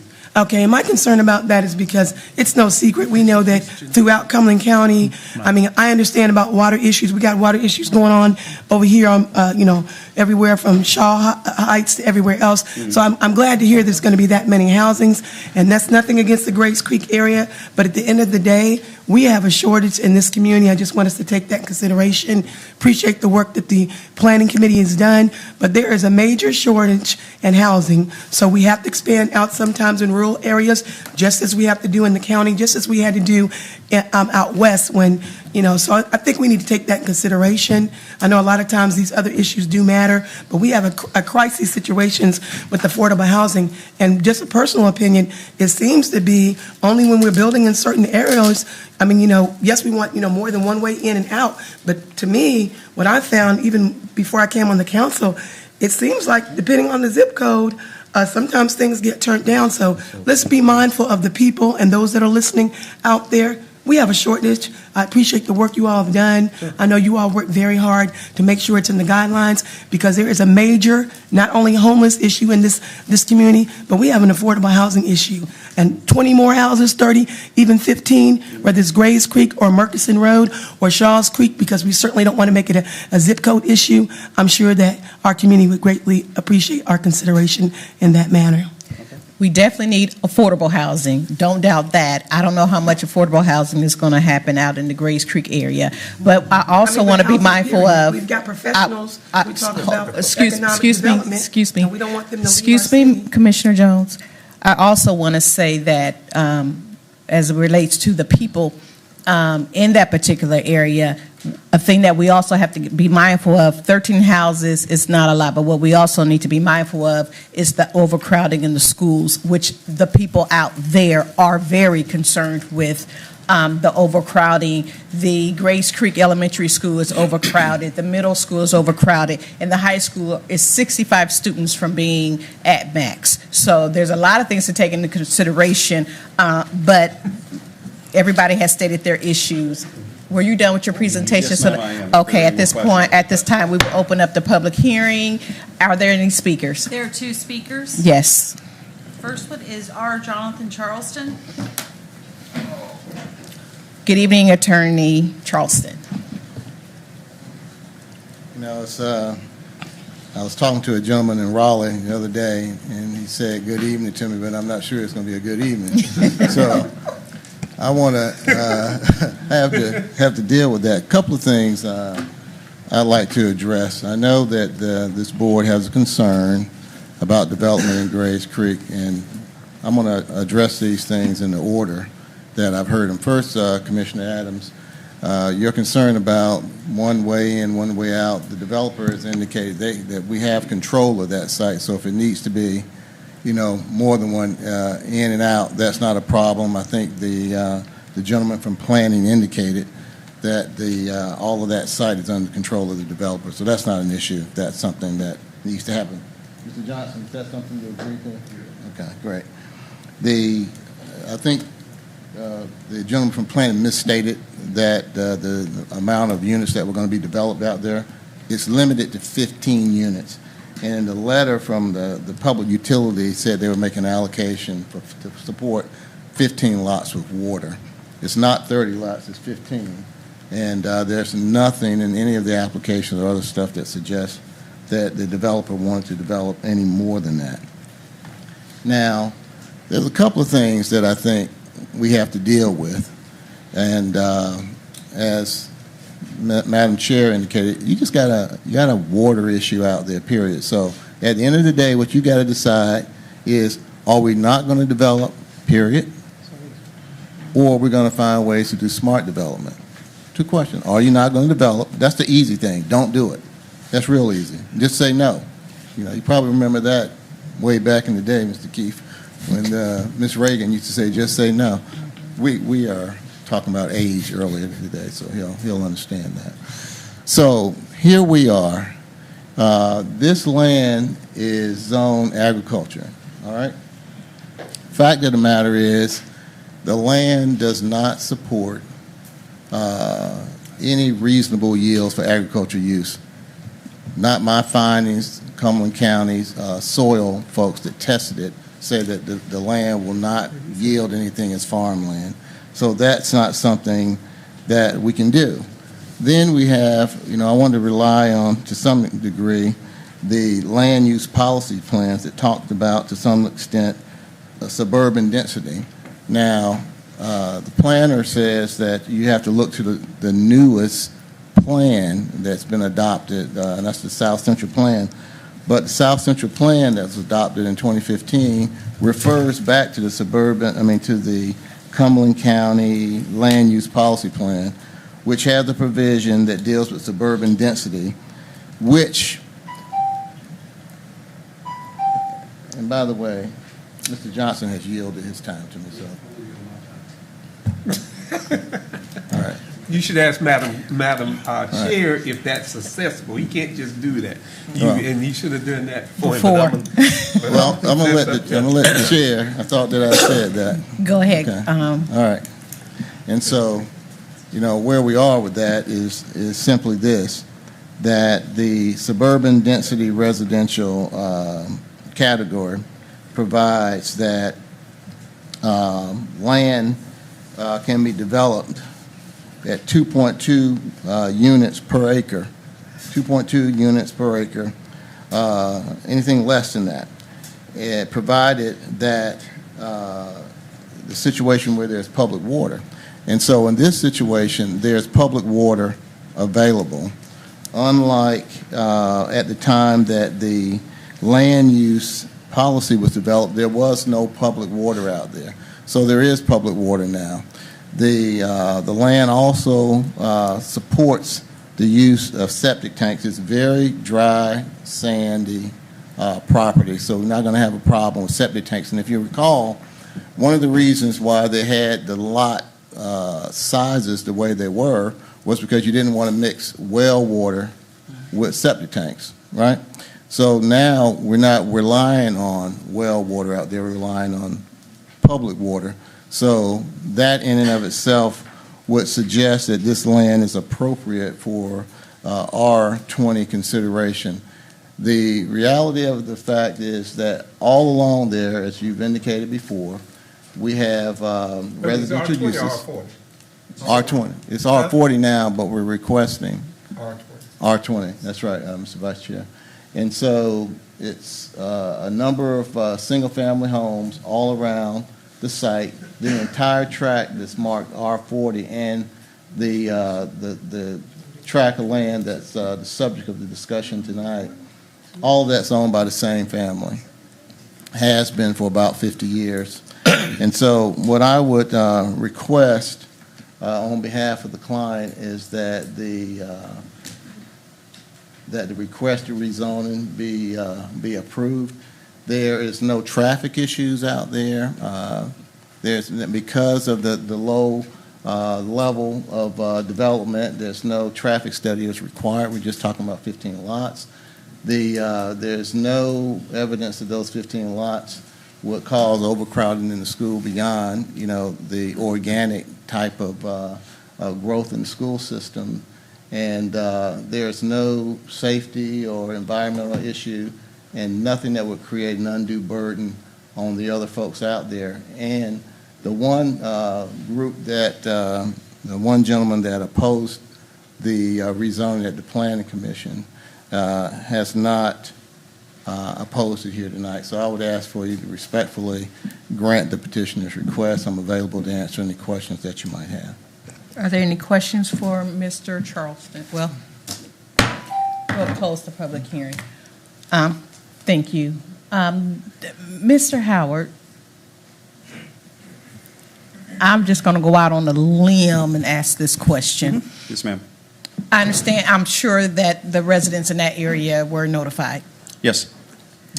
but any conversation with them about what possibly could happen with the water? Not at my level. Okay. We did have two people that show up to the planning board meeting in opposition to the request. But again, as Ms. Charleston said, they're not here this evening.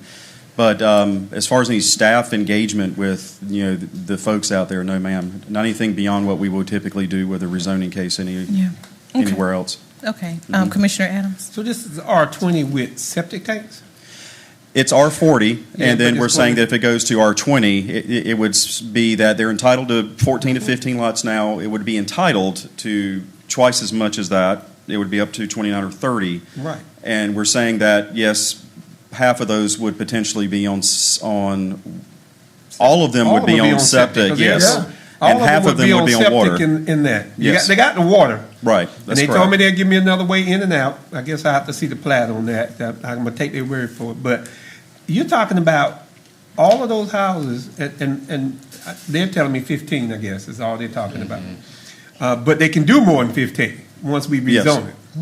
Yes, I mean, the entitlement would be there, yes, sir. That's a lot of septic. That's a lot of septic. That's a lot of septic. Commissioner Keith? I share the question about, typically, we do not look in rural areas at R20 with septic tanks. We haven't really looked at them that deeply. And regardless of what we say here tonight or what's said here, once that zoning is approved, there's no plat, there's no anything can happen out there. They could sell the property and somebody else could come in here and do the same thing. I do have some, when the question was asked if the surrounding neighbors had gotten notice, we brought up things tonight that I'm sure weren't in the notice that has to do with water quality, water capacity, sewer, and everything else that probably weren't on the notice that went out. So, I mean, there's just a lot going on there. There's good growth, there's smart growth, and then there's just growth. And I have concerns about the property and whether or not, if we're going to invest in development, we need to invest in development. And at the current stage of the capacity of the water that's going out there with no sewer, I just don't know if it's the right time for it. Thank you. And let me say this, I apparently get, people have issues with my opinion about Grace Creek, and me not, because I've been consistent with the way that I have voted what's going on out in Grace Creek. But going back to what Commissioner Keith said is, we got to make smart decision, and it's not, Attorney Charleston said we either grow it or we don't. It's just in or out, just one or the other. And growth is going to happen. It's inevitable. But I just have an issue with growing at what cost? And, who's affected? And I just have an issue with that part. And Commissioner Jones. I agree. We need to be mindful in all areas to include Grace Creek. And when I speak of affordable housing, I'm not just talking about low-income housing. We always talk about how we want individuals that are professionals to stay in this environment. I know people that are single or, one-parent child, and they're driving all the way to Cary and Raleigh and Rayford. And I just, again, like I said, I entrust this. I'm sure we all do. Everyone has their different specialty. The planning board, again, I thank you all for your recommendations and everyone else that's involved with this. But Grace Creek is a wonderful area out there, and whether it's 20 houses or 40, just as, again, I'll use where I live at, West Fayetteville, no one wanted to do the annexation. They were nervous about that. We had to entrust. It wasn't my idea to be city, but it is what it is because people liked it being rural out there. It no longer is. So you're going to always have, the favorable and non-favorable, and it is a wonderful area. But I just again want to thank you and your team and others that work out, that are involved in this. So I just want us to keep that in mind. That 15, if they say 15, or even if it's 20, it's not just about affordable housing. We have a lot of professionals that drive back and forth to way out to Hornet County, Cary, Raleigh, for the reason of the fact when I asked them, why are you driving so far to live somewhere? because some people can afford $200,000, $300,000 homes, but we don't want to build too slow. We want to be wise, which is why we have you all and other committees. And again, Grays Creek is a wonderful area, just like what happened to West Fayetteville. All areas in this community are wonderful. And at the end of the day, people get nervous or kind of uncomfortable. No one wanted to be out in West Fayetteville either. But the bottom line is, that's why we have not just an affordable housing issue, we have an issue with housing in itself because the demand is there. So again, we have to take that in consideration. Grays Creek area, we don't want to leave those individuals out, just as when everyone else didn't want things to come in their area, West Fayetteville or Hope Mills, but it is what it is. We're running out of space. I thank you all for doing what you all do, and I hope that we can keep that in consideration. I think West Fayetteville still got some issues with part of the Big Bang Theory. They haven't gotten all their resources right. It didn't stop them it didn't stop them from building out there either, though. So Okay. Are there any questions? Any other questions? No questions. Okay. I will entertain a motion. Big Bang. My computer went down. A motion. Madam Chair, let me remind the board, when you're making this motion, to make sure you follow the approach that's set out in the motion form there. If to find it either is or is not consistent with the plan, and then the public reason for it. But that's an opinion, the public interest, because. I'm sorry, I have a question. Go ahead. So, I don't know if this goes to you, Rick, or not. That's what I'm going by, our opinion, but I'm also going by this criteria, these guidelines that you all have here. Is that what you're speaking of Rick, what we've heard together, make sure that what they have presented is, I just want to make sure that I'm understanding this layman's term, that it's in the criteria and meets the guidelines. Is that correct or not? Is that what I'm making my decision on? Yes. Okay, thank you. Can I make a motion? Go ahead, bro. Yeah. Go ahead. In case zone of 230024, I move to approve the rezoning request from A1 Agriculture District in R40 Residential District to R20 Residential District and find the request consistent with the South Central Land Use Plan, which calls for farmland at this location. The request is reasonable and is in the public interest as it is compatible to and in harmony with the surrounding land and use of activities and zoning. Thank you. If I could get a second, please. Is that with a one-way in and another way in and another way out? Okay, you can't require that. Well, I know you can't, but I'll just put it on the record. I'll second the motion. It's been moved and properly second. All those in favor? Voting in favor, Commissioner Jones, Commissioner Faircloth, and Commissioner Adams. Voting in opposition, Commissioner Stewart, Commissioner Booth, and Commissioner Keefe. Madam Chair, I'd like to point out that since Commissioner Council was here to start the meeting, her vote will be counting in the affirmative.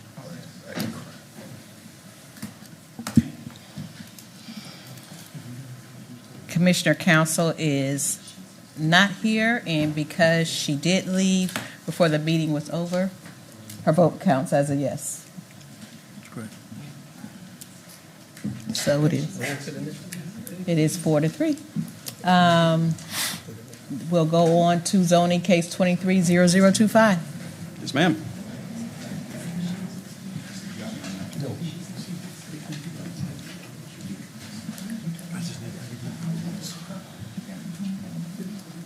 It passes. She was. I would like the rules before I give you an opinion on that, because this is not statutory, it's your rules. Okay.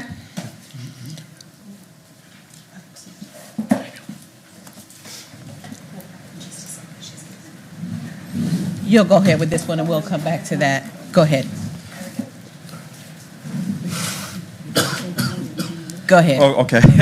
Okay, Commissioner. So the next case that we have is case ZON-23-0025. As you can see by the highlighted red star, this is also down in the Grays Creek area, pretty close to Highway 87 South. Let me turn this on. There we go. So the applicant owner is Mr. Tim Evans. The agent is Rockfish Fund Land and Development LLC. The request is to go from A1 agriculture to R20 residential. The intent is for some single-family residential homes. It's currently sitting on 1 acre of land.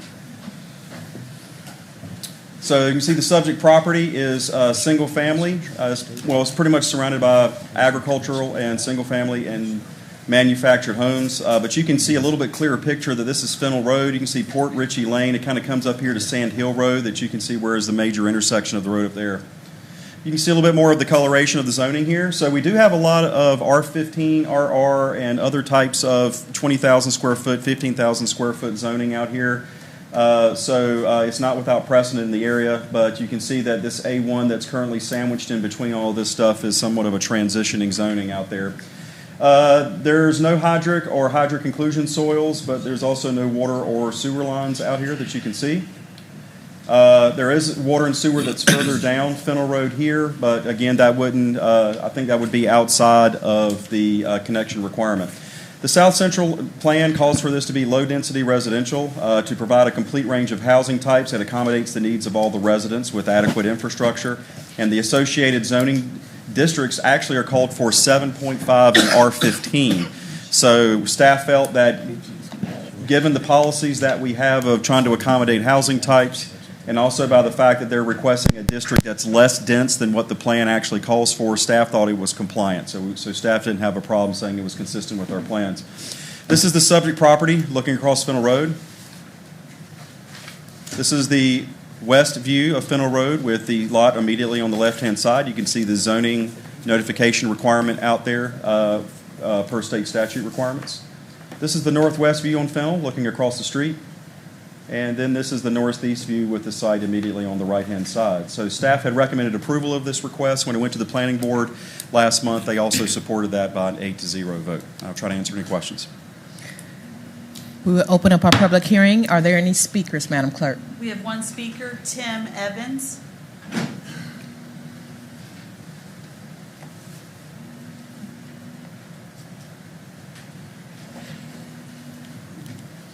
Good evening, Mr. Evans. And staff, my business address is 4239 Cameron Road, but I live in Grays Creek and I have since 1986. And I do some developing and I also own a real estate company. So the first thing I would like to say, and I know I don't have nobody else, I might give me a little over 3 minutes, and I think Mr. Keith alluded to this, but in my lifetime, everywhere I've lived, I've been on septic tank. I sold my home at Cypress Lakes in 2017 and moved to Gainey Road. I kind of have a little farm, I'm half crazy, but the lot at Cypress Lakes was not quite a half acre on public water with septic tank. So a half acre lot will work with septic and well if the soils are right. It's done every day, and Mike Aker could, soil scientist at NC State, 38 years in the field, could allude to that. But back to this subject property on Fennel Road. I had one neighbor, I knocked on every door out there because I know the people, and she said, Tim, I know what you do, and we're going to build 2 nice stick-built homes there and try to make them affordable, Miss Jones. If there's such animal in it anymore, I'm not sure that there is. But anyway, her concern is Fennel Road's a cut through from Sand Hill to Cypress Lakes Road. I've traveled it 1,000 times. It's in desperate need for some county attention. Now, what we're doing, I'm currently building on Smith Road and on Fennel Road. This will be the first on Fennel Road. And I've had some friends to look at me and say, are you crazy? I said, no, I'm not crazy. I mean, mobile homes or manufactured homes wear out. We know that. But on Smith Road, beside of Tractor Supply, I would encourage any commissioner to do this for me because I live in Grays Creek. Please take a ride down that road. We can do better, guys. We can do better. That road is horrible. And we started with 7 lots over there, and every agent that would call me, here would be the first thing out of my mouth. have you rode out there? Now, I'm not the builder. Yes, we have, and we sold them. And we're doing a small development on Smith Road now. But both of those roads are in desperate need of county attention, but I would appreciate this zoning, and we'll build nice 2 homes there that's much needed on Fennel Road. Thank you. Thank you, sir. Are there any other speakers? There are no more speakers. I will close the public hearing. Are there any questions of Mr. Howard? Did you say there is no water and sewer out there? Is that what you said? Well, it's further down the road. I would say like, yeah. But So it's not no? here. It's no. Okay. That's correct. Sorry, Stuart. Okay. Commissioner Fairclough. Madam Chair, I don't have a question. I've got a comment. Since this broadcast will go out to a lot of people, and a lot of people don't know everything that the county does or does not do, but I would like to point out that the counties in North Carolina have not been in the road business for about 90 years. So, Tim, we don't do roads, basically, is the answer. No, not roads. What? He wasn't saying that, he wasn't talking about the roads. Federal Road, I'm talking about what's in the yard. The area. I'm sorry, I beg your pardon. I thought you were talking about the road itself. Okay. Got you, okay. Thank you. Withdraw my comment. Commissioner Jones. I just wanted to tell you, thank you for that. I've been out there because we don't do roads like you said, but a realtor asked me would I ride out there with them to see they wanted me to see, like you said, the development, and you're absolutely right, it's somewhat neglected, so I do thank you because I was asked to go out there with someone, and I did, for the issue of what you're saying, to actually see for myself. We can do better. Yes, we can, so thank you. Seeing there are no questions, but I will entertain a motion. I'm sorry, I did close the public hearing. If I didn't, I'll do it again. I'll entertain a motion. In case of zoning 230025, I move to approve the rezoning request from A1 Agriculture District to R20 Residential District and find the request consistent with the South Central Land Use Plan, which calls for low-density residential at this location. The request is reasonable, is in the public interest, and is compatible to and in harmony with the surrounding land and use activities and zoning. Is there a second? A second. It's been moved and properly second. All those in favor? Voting in favor, Commissioner Jones, Commissioner Fairclough, Commissioner Adams, Commissioner Booth, and Commissioner Keith. Voting in opposition, Commissioner Stewart. Thank you. Again, it is a water issue for me. No water, no sewer. I'm sorry. I live out in that area, and so I ride that area all the time, but it passed. Thank you, Okay. Commissioner. Thank you. Now at this time, we will move on to our items of business. First item of business is a consideration of an amendment to the Emergency Watershed Program contract. Jermaine Walker, Director of Engineering and Infrastructure, will present this item. Okay, one moment, Mr. Walker. Attorney Moorfield, Yes, Madam Chair, going back to your vote on the 24. Yep, 24, not the last one, but the next to the last one. There is a statute that governs city proceedings, and if a city councilman leaves a meeting, the vote is counted in the affirmative. There is not a commensurate statute that for the counties, but you have to follow your rules, and you have the authority to adopt rules that address this. Your Rule 16 says a motion shall be adopted if approved by a majority of the votes cast. And that's your rule. In terms of the duty to vote, it is the duty of each member to vote unless excused by a majority vote according to law. There was not a motion made in terms of Commissioner Council leaving the meeting. But a member who fails to vote not having been excused shall be recorded as voting in the affirmative. So there was no action taken by the board to excuse her from that. I mean, that's my understanding. I mean, I didn't catch it that there was any. But we didn't take there wasn't a motion for her to leave. It wasn't approved by the majority. And so because it wasn't approved by the majority, you're saying that, So your rule is a member who fails to vote, not having been excused, shall be recorded as voting in the affirmative. And by leaving the meeting, the statute itself, the quorum is established at the start of the meeting, so you had a quorum at all times. And under your rules, the duty to vote is excused by majority vote. It couldn't be done by the, consent. Okay. Okay, so that means that her vote is an affirmative. Yes. Okay, so the next time it happens, what is the vote if the majority, if we take a vote in the, if the majority, if it's a vote and it's approved for that person to leave, what does that mean with their vote? It's just zero, it's just not affirmative, or? If her vote didn't count, then it would have been a tied vote and no action would have been taken. I know it, but I'm saying in the future, say Michael's not here. We need, actually, I read that rule. We probably need to clarify that rule. Yeah, that's what I'm asking. I read that thing. The chair's got a lot of power right then, whatever she calls to make the motion.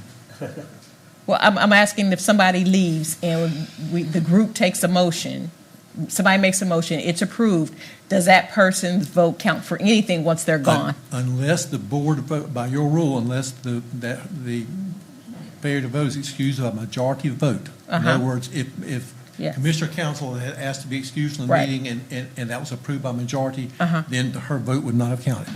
Okay, I got you. Or she asked for some other reason to be excused from that particular vote. Or from that particular vote. Yeah, they're not necessarily leaving, but you say, hey, I can't. Yeah. Right. Yeah, okay, I just wanted to know. Okay, so it stands as is. Okay, so we will now go, Mr. Walker. Good evening, Commissioners. Good evening. Before you quickly, this is for the Emergency Watershed Program contract.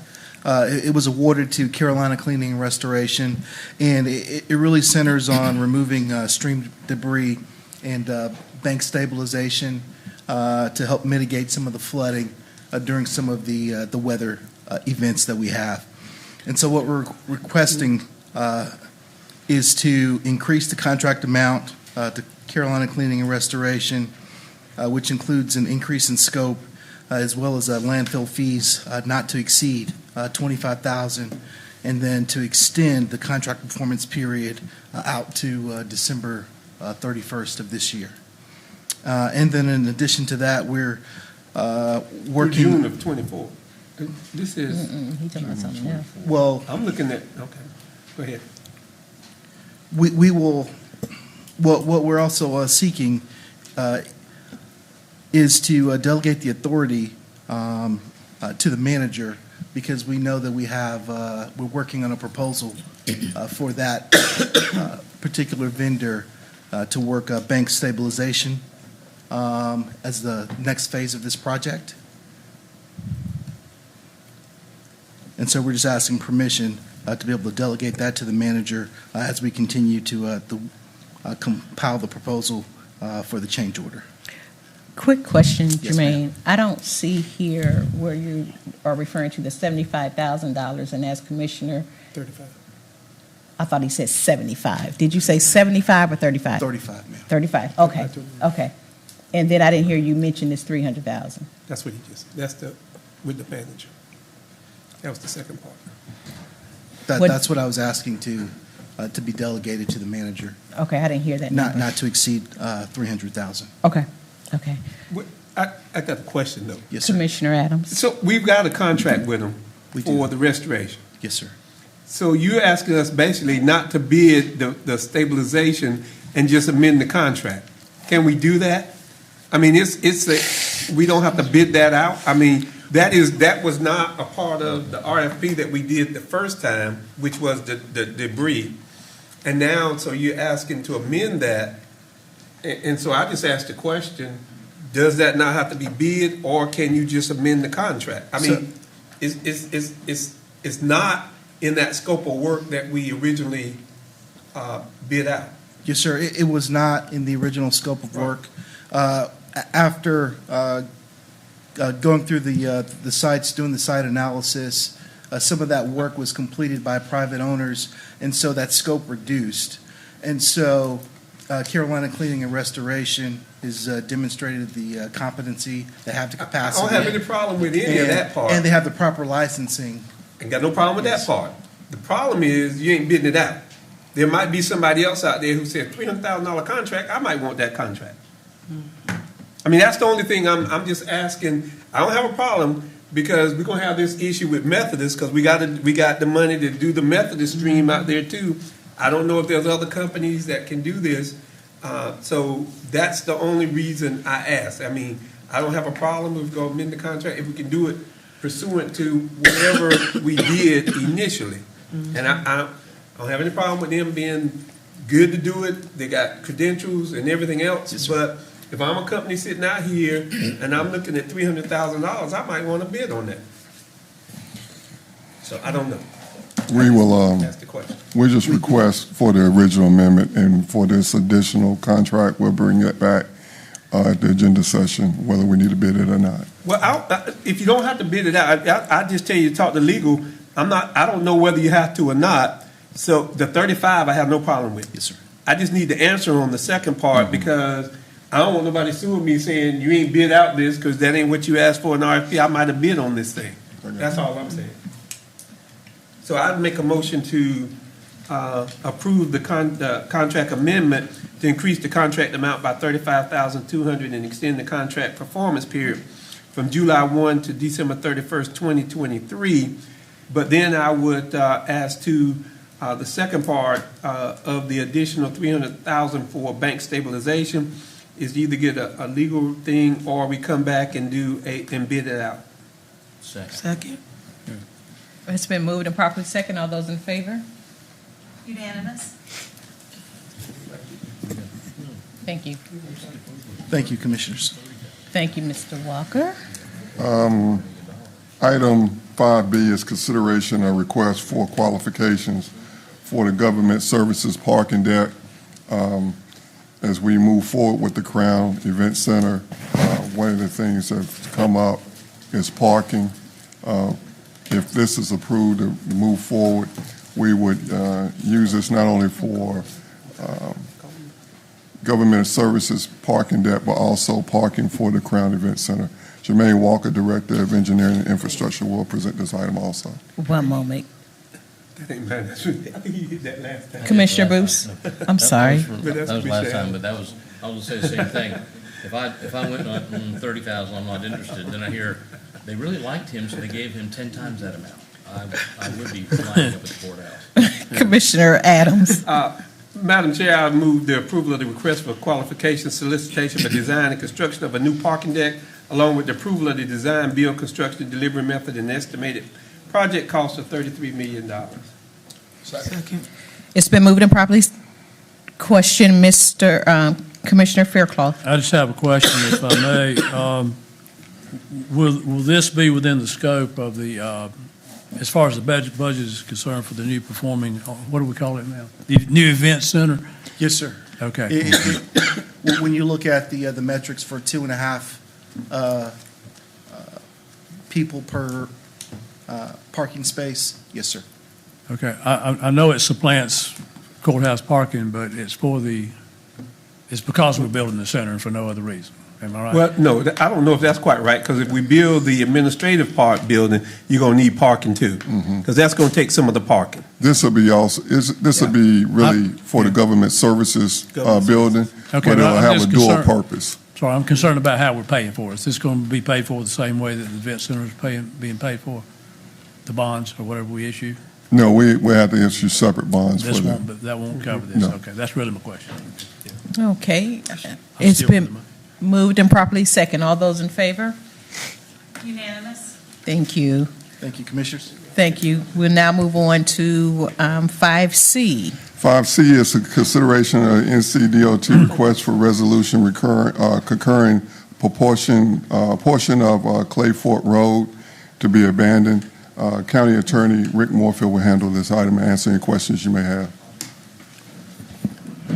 Madam Chair and Commissioners, this is only the second time DOT has sent one of these requests, and I've attached the letter from Christopher Jones with the Division 6, Division 2 office here in Fayetteville.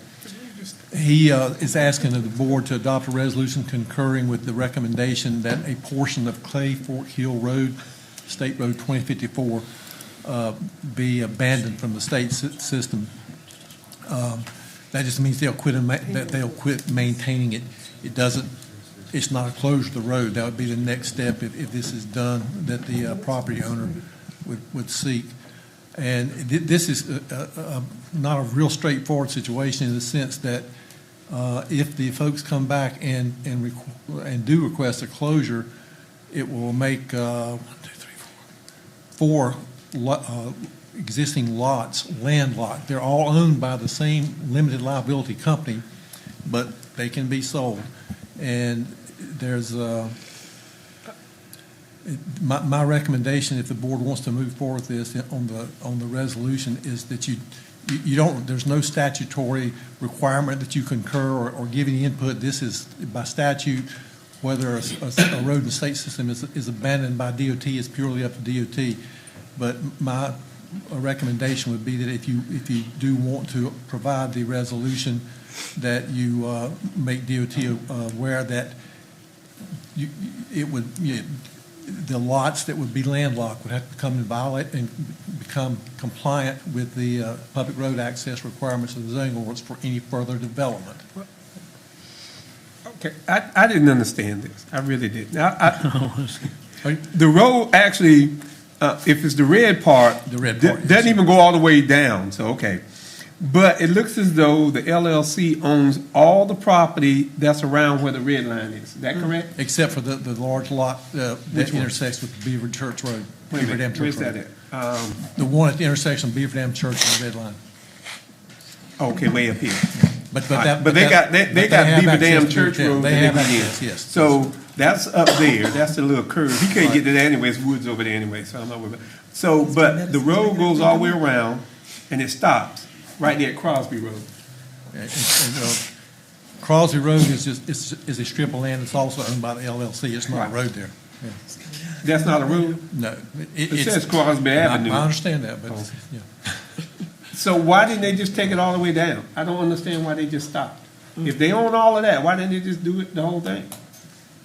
I think it's probably to get access through that strip there if they ever open it up.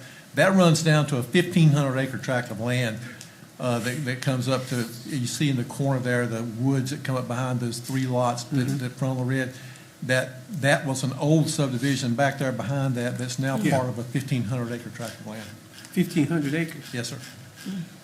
So are they trying to cut them off? I mean, I don't. No, and the limited liability company owns a portion of that with a lot of other family members. Okay. So as you come to that curve right there, and you got that long strip all the way back to all of those woods back there, does that become landlocked?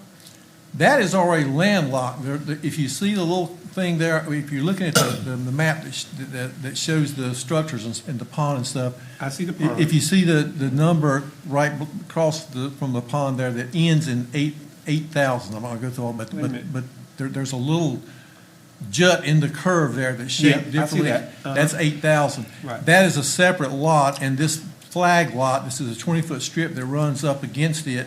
It's all that strip back there is about a 7-acre tract. If you look at the next parcel map that's attached, you can see more of that. The strip that is connected with the lot that ends in 5,000 on the one that is identified as the parcel map. That's already landlocked, but it's landlocked by the limited liability company owns the little strip in front of it too. But if you close this off, then But wait a minute. But here's my next question. We don't close off anything. They just asked us for a resolution. This is actually DOT. Yes, correct. So they can do it whether we give them a resolution or not. If you want. So what does given the resolution in the future? What does that do if anybody sells this and comes back to us? I guess that's my question. These people can do what they want to with their property, but my thing is, why do they need the resolution? I guess is the first question I ask. I've only asked for this twice, and each time there was some strange issue with it. Well, that's what I'm saying. Okay. You can do it without us. That's correct. So why do you need this I need to know what's behind asking for the resolution for a road that only comes halfway down and just stops and landlocks a bunch of even their own property. So I don't understand why I'm giving a resolution. There's no statutory requirement for you to do a resolution. They're asking if you concur with the recommendation and give one. Your other option is just not send a resolution. But my advice is... And Commissioner Fairclough said I'm not in the road business. My advice is not to participate in doing something that will create lots that then violate your ordinance down the road. It's their solar stuff. Rick, can I ask you to repeat what you just said? Glenn was laughing. Oh, I'm sorry. There is no statutory requirement that you do this, so that you give the DOT a concurring resolution. Okay. It's entirely up in the statute, it's entirely up to the Department of Transportation whether or not to abandon a road from. So, if I got this right, if we do nothing, no harm is done. Is that correct? DOT can still do it, yes, sir. Commissioner Booth. If you own 2 acres and there was a road going, forget that it's 1,500, and there was an old road that went, you ended up buying this one, and then they moved or died, and you bought this one, and there's a state road going between you and there, you're making yourself landlocked. Well, you can drive over either one of these. So that's, and they're asking us just to be aware that that's happening and concur in the fact that what they have in front of them is accurate. And he just told us, whatever that corporation owns that and everything else. So it's going to happen one way or the other. They asked us for it for a reason. And it says only happens twice. What happened to that? I would rather not, only because he didn't sign that with public hearing. He didn't sign that. It's not a motion. Commissioner Booth. Yeah, the DOT is asking us to do this, so I move that we support the request from the NCDOT for a resolution that a portion of Clay Fork Hill Road, SR 2054, be abandoned from the state secondary road system as presented in the map. The owner is here. Does anybody have any questions for him? I just want to know why you want to do it. I do. You dropped something. You dropped something, sir. And this is not a public hearing. I don't know that this was this your request, Jeff? Yes. Okay, you want us to vote for this resolution? Yes. Oh, okay. I thought. Because Down there, this thing where, listen, my mother, down at this location used to be Beaver Dam Seafood. It's old 210. It's been there 50 years. Mama's house has been on this road 50 years. She passed away a year and a half ago. I'm trying to remodel the house for Mama. Because the DOT, the right of way, Daddy built the house 3 foot off the line in 1970.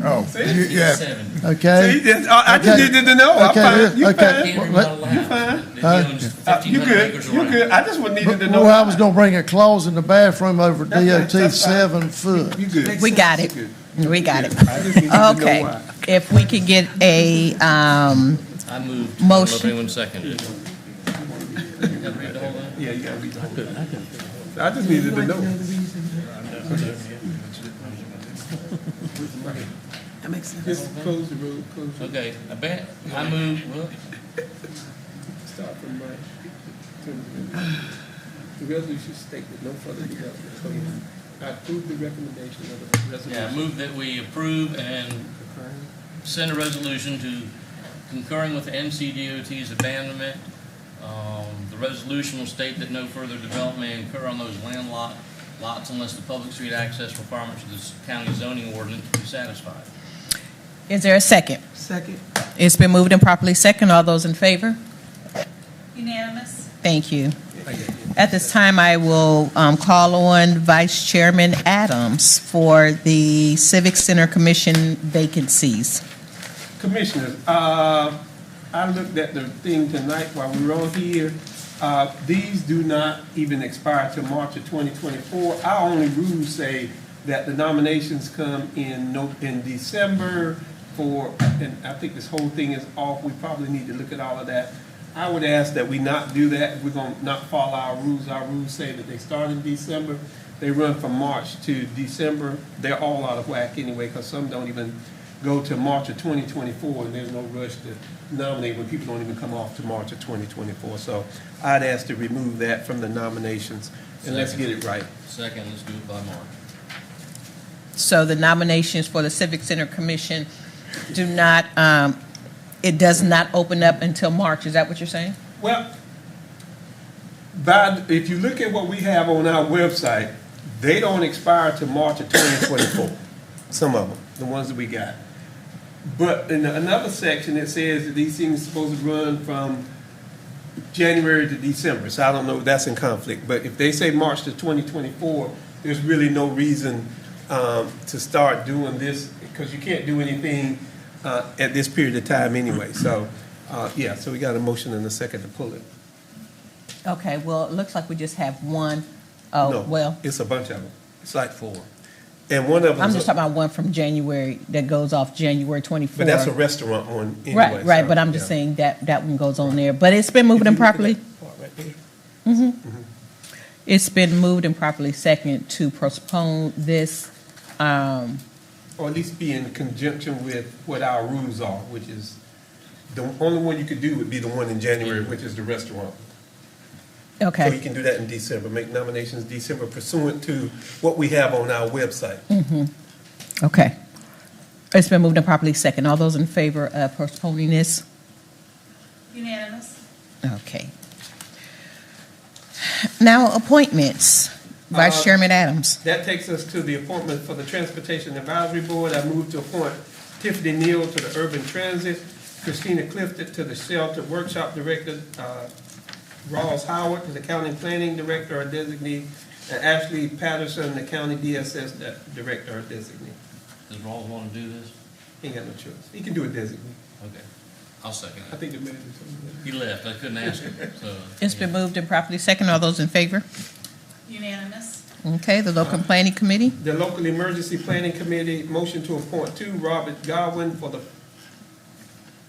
I guess that's supposed to be first aid representative, and Greg Phillips to the health representative. Second. It's been moved and properly second. All those in favor? Unanimous. To the Lions Health Board of Directors, motion to appoint Heather Schemes to that position. Does she want to do it? Second. We have a choice either. It's been moved and properly. I don't see her voting in favor. Put your hand up, say aye. Say aye. It's been moved and properly second. All those in favor? Unanimous. I tried to help you. At this time, we will recess the Board of Commissioners meeting and convene the Grays Creek Water and Sewer District Governing Board meeting. And we move on I to, would move to approve the consent agenda, which is the approval of the property acquisition service contract for public utility division. Second. it's been moved and properly second. All those in favor? Unanimous. Okay, Manager Greer. Yes, need to have a closed session. Adjourn. You got to adjourn the meeting. Adjourn the Grays Keep. No, Reconvene the commission's meeting. She's going to hit you. Chairwoman Stewart, yes. I'd like to request that we go in closed session to discuss the economic development matter pursuant to NCGS 143-318-11-A-4. So Okay, moved. if I can get a, So moved. is there a second? Second. It's been moved and properly second. All those in favor? Unanimous. Closed session.